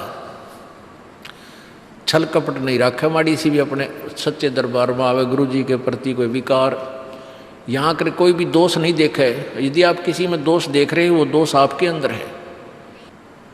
एक चोर के यहाँ कोई व्यक्ति डट गया रात में, राह चलता शरीफ व्यक्ति, तो वो चोर सारी रात जागता रहा कि कहीं ये रात ने उठ कर तेरे घर में गड़बड़ ना कर जा, चोरी ना कर ले जा। और वो भला आदमी सामने सोया था, सवेरे उठा और सवेरे राम रमी करके चला गया, रात काटनी थी। अब वो दोष उस चोर में था कि कदे ये चोरी ना कर ले, रात ने तेरा सामान ना निकाल ले जा। और वो भला आदमी चैन से सो रहा, उसको लेना नहीं देना। तो ऐसे ही एक घर में चोर आ गया, रात राह चलता व्यक्ति था, वो था चोर, डट गया किसी के घर पे। उस भले व्यक्ति ने वो चोर ना दिखाई दे था, क्योंकि उसमें दोष नहीं था। उसने अपने घर में उसको रोका, गर्मी सर्दियों के दिन थे, वहीं जहाँ आप सारा परिवार सो रहा था वहाँ सो गया। रात ने उठ के उन्हीं के घर में चोरी करके चोर जाता रहा। अब वो भले आदमी के मन में दोष नहीं था, वो ना जागया, क्योंकि उसने अपने जैसा दिखा था। और वो भला आदमी उस चोर के घर डटा, तो उस चोर ने, वो भला आदमी भी चोर दिखाई देता, वो दोष उसके अंदर है। तो इसी प्रकार आप किसी अन्य में कोई दोष देख रहे हो, वो आपके अंदर उससे अधिक मिलेगा। ये टटोल कर देख लेना। जब आपके अंदर कोई दोष है नहीं, तो आपको दूसरे में दिखे को ना। ये एक अपना दर्पण है अपने अंदर के विकार देखने का। परमात्मा कहते हैं बुरा जो देखने में चला, बुरा ना मिलिया कोई, और जब दिल खोजा अपना, मेरे तो बुरा नहीं कोई। जो क्रिया हम बुराई करते हैं, हम दूसरे में देख लेते हैं, 20 साल गगावांगे, देख रहे हो वो नौकरो थी, वो नौकरो था, और वो आप 20 करे उतने। तो हमने पहले अपने अंतःकरण को साफ करना चाहिए, फिर और करें तो अपने आप भरेगा। तो हम ठेकेदार ना बनकर अपनी भक्ति करें और परमात्मा को पाने का प्रयत्न करें, यहाँ से पीछा छुटवाने का। ये व्यवस्था तो मालिक की है, वो किसने कैसे क्या सेट करना है। तो इस प्रकार यहाँ आते हुए भी लाभ नहीं हो रहा, फिर भी आपकी कोई कमजोरी आपको सेध रही है, दुख दे रही है, बाधक बन रही है, उसको ठीक करो।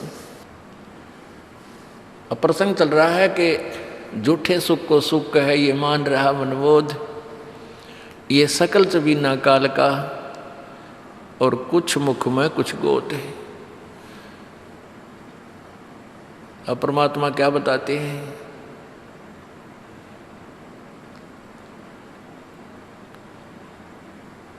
कबीर कहाँ गर्बियो,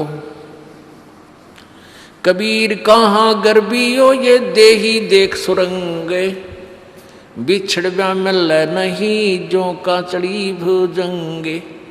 परमात्मा कह रहे हैं क्या इस सुंदर शरीर ने रोज 3 बार शीशा देख कर इसने राजी हो रहा है। कहते हैं एक बार जब भक्ति नहीं करी रही छूट गया तो ऐसे जागा जैसे सर्प कैंचुली छोड़ जाया करे और उस कैंचुली के में फिर दोबारा प्रवेश नहीं कर सकता वो। ऐसे ही वो शरीर एक बार आपका छूट गया तो या पड़ी रह जाएगी आपके ऊपर का कवर, ये कुछ ना फिर इसने फूकेंगे माटी गेर कर उसमें शमशान घाट में दे लट्ठा और दे सिंगड़ गोंगे उसका मार फोड़ फूक फाक कर जब उड़द डगेंगे और तय इसमें फूला नहीं समानता। इससे लाभ उठाना है, चाहे किसा भी शरीर है आपका, वृद्ध है चाहे बालक है, जवान है चाहे किसा भी है। अभी आपको बताया था जैसा भी है कारा काला गोरा, अपनी भक्ति करो पीछा छुटवाओ या माटी एक सी है सबकी। परमात्मा कहते हैं भाई कहाँ जन्मे का पाले पोसे और खूब लड़ाए लाडे, ना बेरा इस देह के कहाँ खंडेंगे हाडे। ना जर बेरा कित मारेगा काल, कबीर कहाँ गर्बियो ये काल गह करके से, ना बेरा कित मारेगा यो के घर के परदेश। कहते हैं के फूला फिर ऐसे छोटे से नकली सुख मान रहा तू, और काल जो है तेरे बाल पकड़ेगा। काल गह कर केश, कर माने हाथ, केस माने बाल, और ना बेरा कित मारेगा के घर के प्रदेश। अब आपने उस आंध्र प्रदेश के मुख्यमंत्री की स्थिति देखी, ने कह रहे किसी जगह मारेगा काल की तो पानी पैनी अभी ना पावे, वहाँ पटका ठाक है 3 दिन में 3 बेरा पट्टा पड़ा कहाँ पर है। तो पुण्यात्माओं बात ये नहीं कि वो मर गए इस तरीके से, लेकिन जो थोड़े से जिनको हम बड़े व्यक्ति मानते हैं उनकी दुर्गति होती दिखे ना, जब ये मन पापी ठीक ठिकाना आ जाता है। आम आदमी तो रोज मरा है उसकी तो चिंता नहीं, मानते नहीं। इसे जो जिनको हम सुप्रीम पावर माना थे, मुख्यमंत्री बिरानी के पहाड़ मानते थे हम बिना ज्ञान में, और उसकी के दुर्गति हुई। कहते हैं जो भक्ति नहीं करता उनके ये विराट माटी होंगी, और जो परमात्मा का नाम लेता है उनके साथ ऐसा नहीं होगा, ये गारंटीड बात है। अगर इतना भी अंतर नहीं है फिर भगवान की आवश्यकता ही समाप्त हो जाती है। ध्रुव प्रहलाद मीराबाई के इतिहास देख लो, मीराबाई को विष पिलाया गया था, विष भी अमृत बन गया उस परमात्मा की भक्ति और शक्ति से। इसलिए पुण्यात्माओं आपको जो ये क्रिया कर रहे हैं आपका घनी काम आओगी। अब तो आपको ना इतना महसूस हो रहा है, लेकिन आने वाले समय में कहते हैं कल्पे कारण कौन है कर सेवा भी काम, और मन इच्छा फल देऊंगा जो पड़े मेरे ते काम। आपका मित्र है मुख्यमंत्री, आपका मित्र है प्रधानमंत्री, आपका एक्सीडेंट हो जाता है, एक्सीडेंट में मृत्यु हो जाती है, वो नहीं बचा सकता चाहे आपको कितना ही निकटतम है, वो स्वयं अपनी जान नहीं बचा सकता। तो वहाँ धनी का रोल शुरू हो जाता है, जहाँ परमात्मा का रोल शुरू होता है जो ऐसे स्थान पर आपकी रक्षा करेगा। तो हमने इन अन्य सहारों को त्याग कर परमात्मा का आसरा ही लेना चाहिए।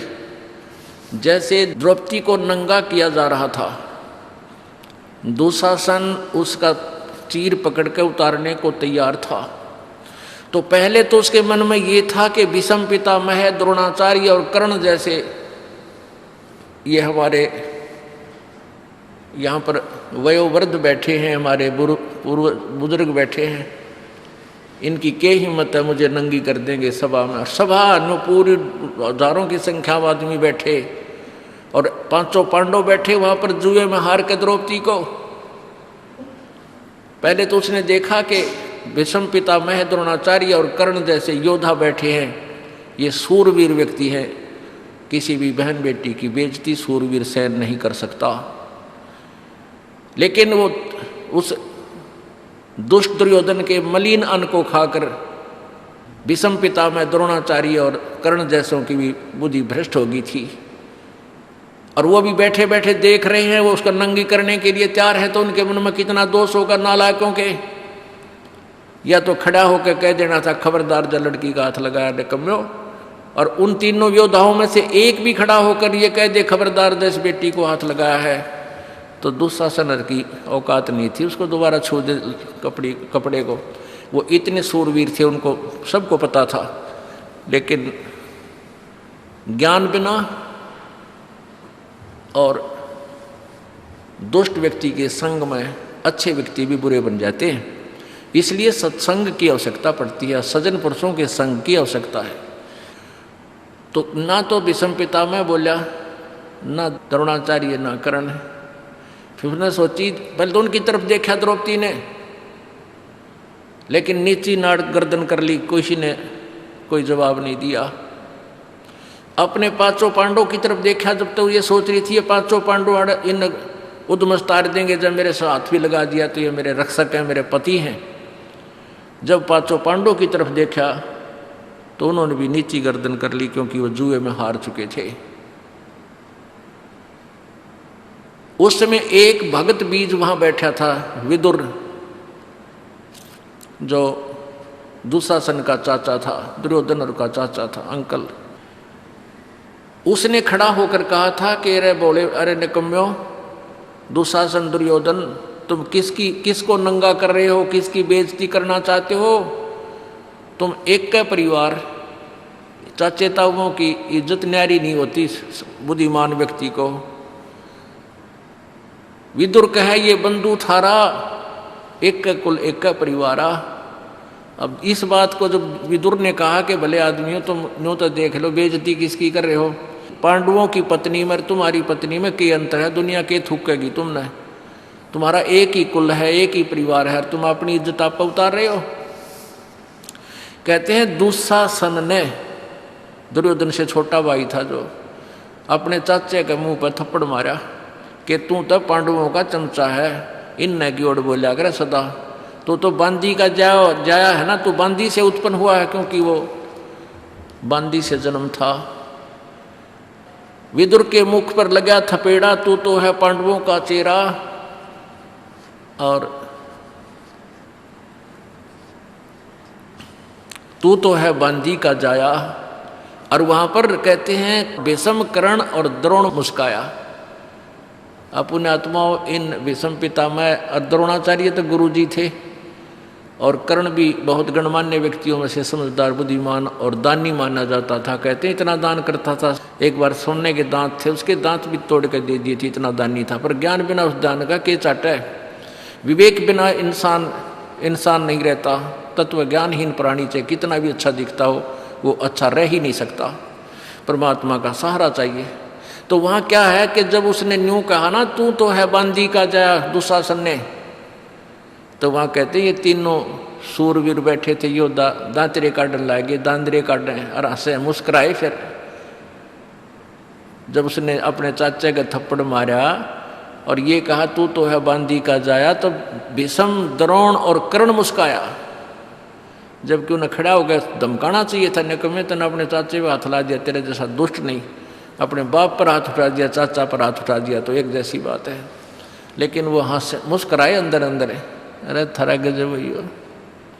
तो पुण्यात्माओं, या तो पंचायत में जावे नहीं, और जावे तो वहाँ निष्पक्ष बात करे, मानना चाहिए कोई मत माने, खड़ा होकर कहे कि ये गलत ऐसा है भाई, ऐसा नहीं है, कोई मानना ठीक से, नहीं तो उठ कर आ जाओ। वहाँ उस अन्याय को सहन नहीं करना चाहिए, देखना नहीं चाहिए, उसमें दोष लगता है। तो विदुर उसी समय उठकर बाहर आ गया जब उसकी बात नहीं चली, और जो कहनी थी वह सच्ची कह दी, उठ कर आ गया। तो एक था पंचायती उसमें। ये तो द्वापर की बात है, रीब के पंचायतियाँ का तो कहना है कि है, इब तो मुँह देखमा बात हो सारे। तो पुण्यात्मा, पुराने समय की बहुत सी कहानियाँ ऐसी हमने सुनने को मिली, जो पंचायती हुआ करते। गांव जैसा न्याय कहीं नहीं हो सकता अगर गांव का आदमी को सब बात का पूरा पता होता है कि किसकी क्या गलती है। एक लड़के ने किसी गरीब व्यक्ति की बहन बेटी को 19-21 कह दिया, एक मतलब नंबरदार के लड़के ने, बहुत पुरानी बात है। तो वो पंचायत कर ली, उसको पता नहीं था कि मेरे लड़के ने ऐसी गलती कर रखी है, और उसी को न्यायाधीश चुन दिया कि फैसला आपके हाथ में है। फिर वह सारी कहानी बताई गई, लड़का भी बुला लिया, लड़की वाले भी बुला लिए। जब उसको पता चला कि मेरे इकलौते पुत्र था, उसने आज ऐसी गलती की है, तो उसके पास गन थी। उसी समय अपने पुत्र की तरफ निशाना साध दिया कि तो मेरा बेटा नहीं, मेरा दुश्मन है। तो जिसकी लड़की थी उसने उसको ऊपर को कर दिया, लड़के का नहीं लगने दिया। कि जब आपने इतना दुख मान लिया तो हमारा न्याय हो गया। और ईब के है सांझ ने पंचायती, शाम ने कुछ बात करें, सवेरे गुटी ला के बदले पावें, ये पंचायत होगी। तो पुण्यात्माओं, उस लड़की वाले ने उस लड़के की जान बख्शती नहीं, वो खुद उसकी गोली से मारना चाहता था। शाहजहां मुसलमान था, वीर हकीकत राय और एक मुसलमान के बालक इकट्ठे पढ़ा करते, उनका आपस में कहा सुनी होगी। एक हकीकत राय ने उनकी फातिमा जी को गाली दे दी और उसने दुर्गा को गाली दे दी मुसलमान के लड़के ने।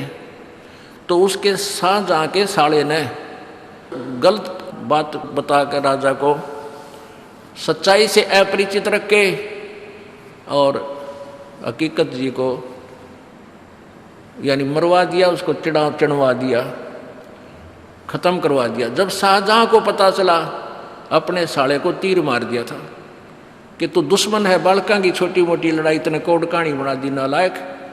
तो पुण्यात्माओं, अब कितना सतर गिर गया, हद हो रही है भगवान। तो ऐसे द्रौपदी ने जब ये देखा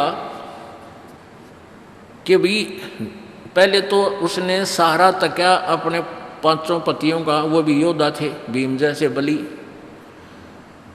और फिर उसने आसरा तकिया सहारा लिया सामने बैठे उन बुजुर्गों का, भीष्म पितामह, द्रोणाचार्य और कर्ण का, और फिर भी कोई सहयोग कहीं से नहीं मिला। परमात्मा कहते हैं भीष्म पितामह, द्रोणाचार्य और कर्ण तो उस दुर्योधन, क्योंकि दुर्योधन को राज प्राप्त हो गया था, दुर्योधन के पास रहते थे, उसने अच्छे बाग में रखे हुए थे, वहाँ खूब मेवा फल फ्रूट खिलाया करता था, सेवा करता थे उसके नौकर। उस मलिन अन्न को खाकर वो उससे दबाव में आगे बंध गए उसके साथ, इसलिए नहीं सच्चाई कह सके। और 5 पांडव जुए में हार चुके थे, वो वचन बंद हो चुके थे, वचनों में बंध गए थे। तो परमात्मा कहते हैं बंधे से बंधा मिले छूटे कौन उपाय, और कर बंदगी निर्बंध की जो पल में दे छुड़ाए। अब जैसे 4 आदमी न्यारे न्यारे अलग अलग खंभे तो बांध रखे हैं, और एक बंधा हुआ दूसरे बंधे हुए से कहता तू मुझे खोल दे, मैं आपके आगे हाथ जोड़ता हूं। तो क्या वो बंधा हुआ व्यक्ति उसको खोल देगा? हाँ, कोई खुला व्यक्ति आ जाता है, उसको प्रार्थना करे तो सारे के बंधन खोल दे। तो परमात्मा निर्बंध है, बाकी सब बंधे हुए हैं, चाहे मंत्री है, चाहे मुख्यमंत्री है, चाहे प्रधानमंत्री है, चाहे पूरी पृथ्वी का कोई शासक है। केवल परमात्मा का सहारा लेने से ही हम परमात्मा से लाभ प्राप्त कर सकते हैं। हम दूसरे का सहारा लेते हैं तो परमात्मा पीछे हट जाता है। इसलिए हमने अपने ईश्वर को आगे रखना चाहिए प्रत्येक काम में। देखो, आप डॉक्टर के पास जाते हो, डॉक्टर दवाई दे देता है, आपको आराम हो गया, तो हमारे मन में ये आता है डॉक्टर की दवाई से नहीं, भगत के मन में ये आओगा कि मेरे परमात्मा ने दया करी। नहीं तो वो डॉक्टर दवाई दे, उसका रिएक्शन कर जाती है दूसरे आदमी का। दवाई देता है, वह दूने एक्शन शुरू कर देती है, वो लगती है कोई ना। और परमात्मा की शरण माने के बाद आपको वो बुद्धि परमात्मा डॉक्टर भी उसी कंट्रोल में है, ऐसी दवाई दिवाओगा, एक गोली तो ठीक हो जा, और ना तो वह बात बढ़ के करा कि बन के खड़ी हो जा, ऑपरेशन तो भी पांडा ना छूटे। तो इस प्रकार कोई भी कार्य हमारा होता है, चाहे किसी से भी होता है, करे करावे साइया मन में लहर उठा, दादू सरदर जीव के अब बगल हो जा। आपके मन में भी नहीं आएगा कि इस व्यक्ति ने मेरा काम कर दिया। जब आप ज्ञान से परिचित हो जाओगे, आपको केवल परमात्मा ही याद आएगा, भगवान मेरे परमात्मा ने ऐसा किया, दाता बिना हो ही नहीं सकता था।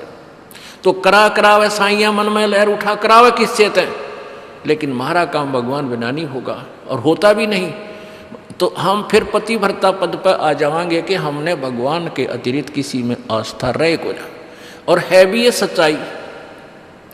तो तभी हम ऊपर उठेंगे, तभी हम परमात्मा के निकट आएंगे, और परमात्मा के निकट आएंगे तो फिर सारे लाभ होंगे। कहते हैं कल्पे कारण कौन है, कर सेवा निकाम।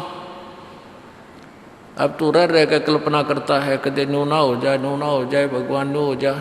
कहता तू निष्काम भाव से सच्चे दिल से बिना मनोकामना पूर्णा के अपने करता रहे तू सेवा, पूजा कर, साधना कर, मन इच्छा फल देवेगा जब पड़े जनिते काम। फिर आपको मन चाया फल देगा जब उस मालिक के सत्र का काम आवेगा।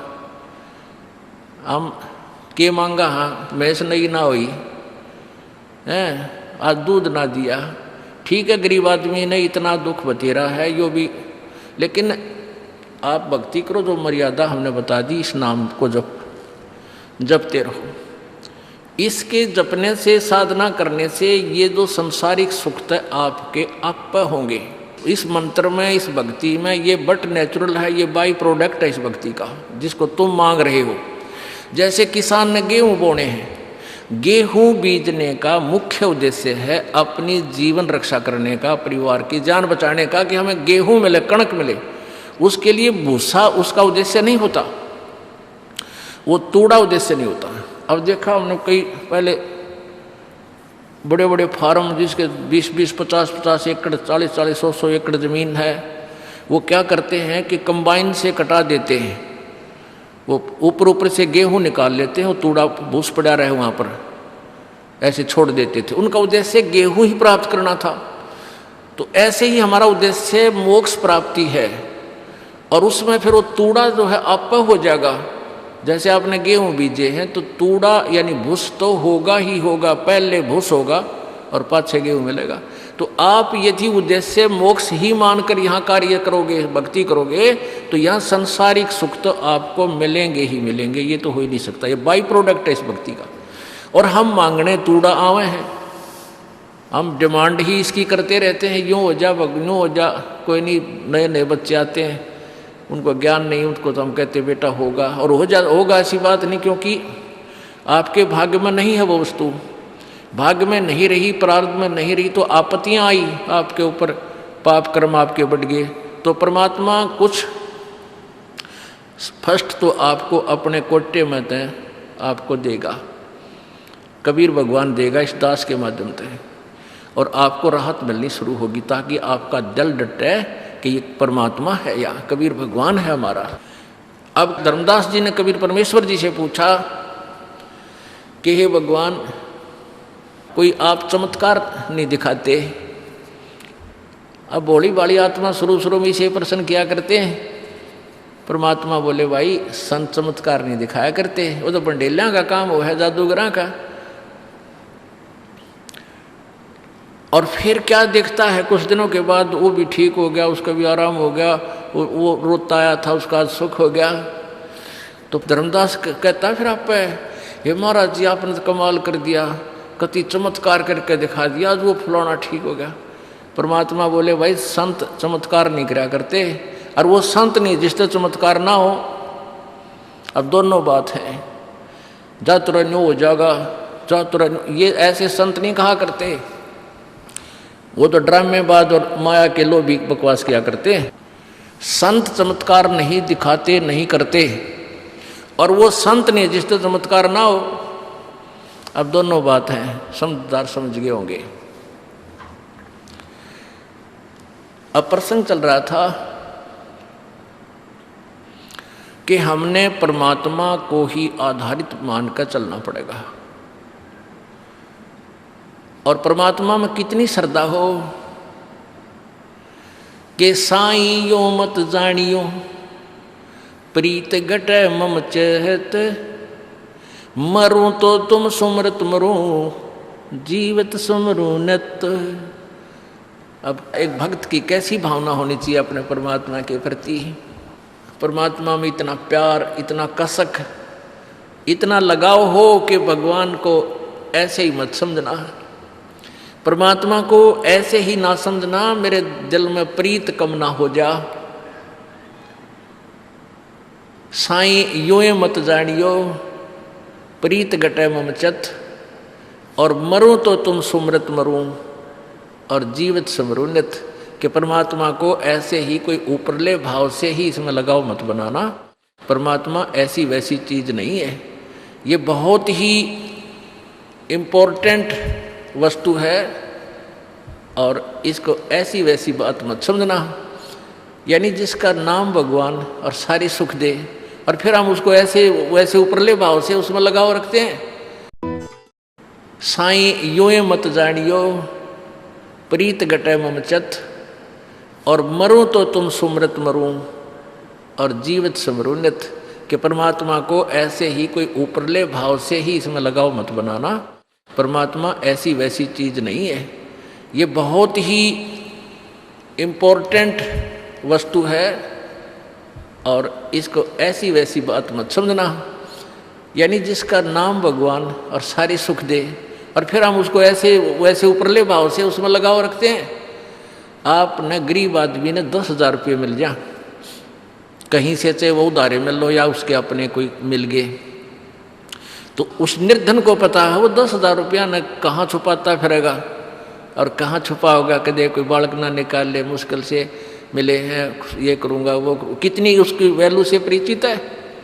और हम भगवान हमें कितना सुख देता है उसकी वैल्यू से हम परिचित नहीं है, इसलिए उसमें इतना लगाव, इतना जो ना हमारा संपर्क नहीं बन पाता। तो परमात्मा कहते हैं साईं यूं मत जानियो या प्रीत गटे ममचत, इसने ऐसे ना समझना भगवान को, नहीं तो फिर आपके हृदय में प्रेम कम हो जाएगा। और कहते हैं इतना लगाव करे, मरूं तो तुम सुमृत मरूं और जीवित समरूनित। कहते हैं परमात्मा में कितनी, उस सुमरण में परमात्मा से कितना लगाव हो आपका। जैसे चंद्रमा के साथ एक चकोर पक्षी का होता है, एक चकोर पक्षी होता है, वो कव्वे के आकार का होता है, थोड़ा सा बड़ा इससे, और वो क्या करता है कि चंद्रमा जब उदय होता है तो उसका कलर लाल लाल होता है, तो वहीं से उसकी नज़र टिक जाती है पर पेड़ के ऊपर। वो ऐसे सूखे पेड़ पर बैठता है, जो ऐसी टहनी पर बैठता है कि चंद्रमा और मेरे बीच में बाधा ना हो जा। तो वो चंद्रमा जब उदय होता है वहाँ से चलता है ऐसे, तो उसकी नज़र ऐसे ही रहती है, ऐसे ऐसे। जब चंद्रमा शिखर में आता है तो ऐसे करने लग जाता है, और जब चंद्रमा इधर चला जाता है वो तो ऐसे होकर गिर जाता है, वो नीचे गिर जाता है, गिर के उसकी गर्दन टूट जाती है, और गर्दन टूटने के बाद भी पड़ा पड़ा अपने दुख की परवाह ना करके और चंद्रमा अस्त होने तक उसी में नजर रखता है। कहते हैं ऐसा लगाव करो अपने परमात्मा से जैसे चांद चकोर है, तो पुण्यात्मा इस प्रकार परमात्मा पाया जाएगा। बोलो सतगुरुदेव की जय। नमस्कार सर। जी नमस्कार जी। सर क्या नाम है आपका? जी किशोर दास। किशोर जी आप कहाँ के रहने वाले हैं? जी ग्राम किल्लोद, तहसील लसू, जिला खंडवा, मध्य प्रदेश से। सर आपने संत रामपाल जी महाराज से नाम दीक्षा कब ली? जी 4 अक्टूबर 2013, बरवाला आश्रम, जिला हिसार, हरियाणा से। सर संत रामपाल जी महाराज से नाम दीक्षा लेने से पहले क्या आप कोई भक्ति साधना भी करते थे? जी हिंदू धर्म में जैसे प्रचलित है साधारण सी जी पूजा, इसे विशेष पूजा तो दास नहीं करता था, पर भगवान बुद्ध जी की ही भक्ति किया करता था, और बुद्ध जी की भक्ति करते करते भी जी उनसे लाभ नहीं मिल रहा था। तो फिर आप संत रामपाल जी महाराज की शरण में कैसे आए? सदगुरुदेव जी रामपाल जी महाराज जी से नाम दीक्षा लेने से पहले दास को एक ज्ञान गंगा पुस्तक मिली। वो जी गांव में एक अभी भी उन्होंने क्या नाम दीक्षा लेकर के भक्ति कर रहे हैं, उनसे एक पुस्तक मिली। दास ने उसको पढ़ा और सदगुरुदेव जी का ज्ञान समझा। ज्ञान समझने के बाद संत रामपाल जी महाराज जी से नाम दीक्षा लीजिए। सर जो भी श्रद्धालु संत रामपाल जी महाराज से नाम दीक्षा लेता है उनको संत रामपाल जी महाराज से आध्यात्मिक, भौतिक, मानसिक लाभ जरूर प्राप्त होते हैं। तो क्या संत रामपाल जी महाराज से नाम दीक्षा लेने के बाद आपको भी कुछ लाभ प्राप्त हुए? जी संत रामपाल जी महाराज जी से नाम दीक्षा लेने के बाद दास को विभिन्न प्रकार के लाभ मिले, जो इस दास की तो कोई औकात नहीं है कि पूरी तरह से सदगुरुदेव संत रामपाल जी महाराज जी से जो लाभ मिले उसका वर्णन कर सकता है। फिर भी सदगुरुदेव जी से जो लाभ मिले थोड़ा सा जी बताऊंगा। और सदगुरुदेव जी से जैसे नाम दीक्षा लेने के बाद दास को आध्यात्मिक लाभ हुआ। आध्यात्मिक लाभ से सदगुरुदेव जी के ज्ञान को समझकर हमें यह पता लगा कि इस पृथ्वी पर मानव जन्म कई वर्षों के बाद, कई कल्पों के बाद, बड़ी मुश्किल 84 लाख योनि में भोगने के बाद हमें मिलता है। और दास को शारीरिक लाभ जी पथरी दास को थी, और वो पथरी का कई डॉक्टरों से इलाज करवाया जी, उससे कोई लाभ नहीं मिल रहा था। पथरी की बीमारी के लिए दास खंडवा हॉस्पिटल गया। वहाँ एक डॉक्टर है जी, उन्होंने मतलब इलाज एक करवाया, 1 वर्ष तक इलाज चलता रहा, फिर भी उनसे विशेष लाभ नहीं मिला। वहाँ पर उन्होंने कहा जी है ना, ये पथरी और आपको ऑपरेशन करवाना पड़ेगा, इसके बाद ही जाएगी। फिर भी दास ने दूसरी जगह फिर हरदा जा कर के इलाज करवाया, कोई आयुर्वेदिक दवाई लेकर के वर्ष भर उसको भी खाते रहा, फिर भी पथरी नहीं गली। संत रामपाल जी महाराज जी से नाम दीक्षा लेने के बाद दास को जो पथरी थी वह आज दास सामने खड़ा है, पूरी तरह से ठीक है, न कोई दर्द है, न कोई किसी प्रकार का उसमें कोई भी अब दर्द नहीं होता है जी। और जी साथ साथ आर्थिक लाभ भी मिला है। आर्थिक लाभ में जैसे दास के ऊपर कुछ ऋण था, तो वह ऋण दास से भरने में समर्थ था नहीं थी। इसलिए संत रामपाल जी महाराज जी से दास ने अर्जी लगाई कि हे मालिक, यह ऋण केवल आप ही कटवा सकते हो। तो दास के खाते में संत रामपाल जी महाराज जी की कृपा से 6,000 रुपये खाते में डले जी, और संत रामपाल जी महाराज जी ने कृपा करी और वह ऋण भी बराबर करवाया है जी। और जी पत्नी को भी आँखों में शिकायत थी, सिर दर्द होता था, और कई डॉक्टरों के पास जाकर के उनका इलाज कराया, उन्हें कोई राहत नहीं मिली। वो डॉक्टरों ने उन्हें माइग्रेन बता दिया था, तो संत रामपाल जी महाराज जी की कृपा से वह भी अब ठीक है जी। आर्थिक लाभों में जी संत रामपाल जी महाराज जी की दया से दूसरा लाभ एक और यह मिला है कि दास का ग्राम के आवासहीन सूची में नाम था, वह आवास नहीं मिल रहा था। संत रामपाल जी महाराज जी की कृपा दया से ही दास को 1,35,000 का आवास भी मिला, जो कि वहाँ जो एडीओ साहब थे उन्होंने स्पष्ट मना कर दिया था कि यह आपको लाभ बिल्कुल नहीं मिलेगा, क्योंकि दास को 2003 में लगभग आवास से संबंधित कोई लाभ मिल गया था, तो उन्होंने स्पष्ट मना कर दिया जी आपको नहीं मिलेगा। दास पिछले वर्ष 8-10 जनवरी को 2018 को संत रामपाल जी महाराज जी की पेशी पर गया हुआ था, और वहाँ से आकर के जब गांव पता लगा कि लेआउट कैंसिल कर दिया गया है आवास का, तो संत रामपाल जी महाराज जी से दास ने प्रार्थना लगाई। प्रार्थना के बाद मालिक संत रामपाल जी महाराज जी की कृपा से वह जो सीओ जो होता है उनके साथी वो अधिकारी थे, 2 साल बाद रिटायरमेंट होते। संत रामपाल जी महाराज जी की कृपा ऐसी हुई कि उस अधिकारी जी को वहाँ से 2 साल पहले ही उन्होंने अपना रिजाइन ले लिया, और उनके बाद दास की आवास की फाइल खुली, और वह लाभ भी संत रामपाल जी महाराज जी की कृपा से दास को मिला जी। नशा भी दास करता था, बीड़ी, सिगरेट और शराब भी जी कभी कभी चल जाया करता था, कई साथियों के साथ में करते थे जी। संत रामपाल जी महाराज जी की कृपा से आज नशा करने वाले के साथ बैठने की भी ऐसी स्थिति है दास की, हम बैठ नहीं सकते, हमें बुरी बदबू आती है, और हम उनके साथ बैठना खाना तो दूर रहा, उनके साथ हम चल फिरना भी हमारे लिए मुश्किल हो गया जी, है ना। सर, संत रामपाल जी महाराज से नाम दीक्षा लेने के बाद आपको लाभ ही लाभ प्राप्त हुए, तो जो श्रद्धालु आपको देख रहे हैं, आप उन्हें क्या संदेश देना चाहेंगे? जितने भी आत्माएं हैं उन्हें कोई संदेश तो नहीं दे पाएगा, फिर भी दास केवल प्रार्थना कर सकता है कि संत रामपाल जी महाराज जी के मंत्रों के द्वारा जीवात्माओं को पूरा लाभ मिलता है। तो आप उनका कार्यक्रम साधना चैनल 7:30 बजे शाम में चलता है, जो 8:30 बजे तक सदगुरुदेव जी का ज्ञान शास्त्रों से प्रमाणित आता है, उन ज्ञान को समझकर नाम दीक्षा लेवे एवं अपना कल्याण करावे जी। धन्यवाद सर। सत साहेब जी। बोलो सतगुरुदेव की जय हो।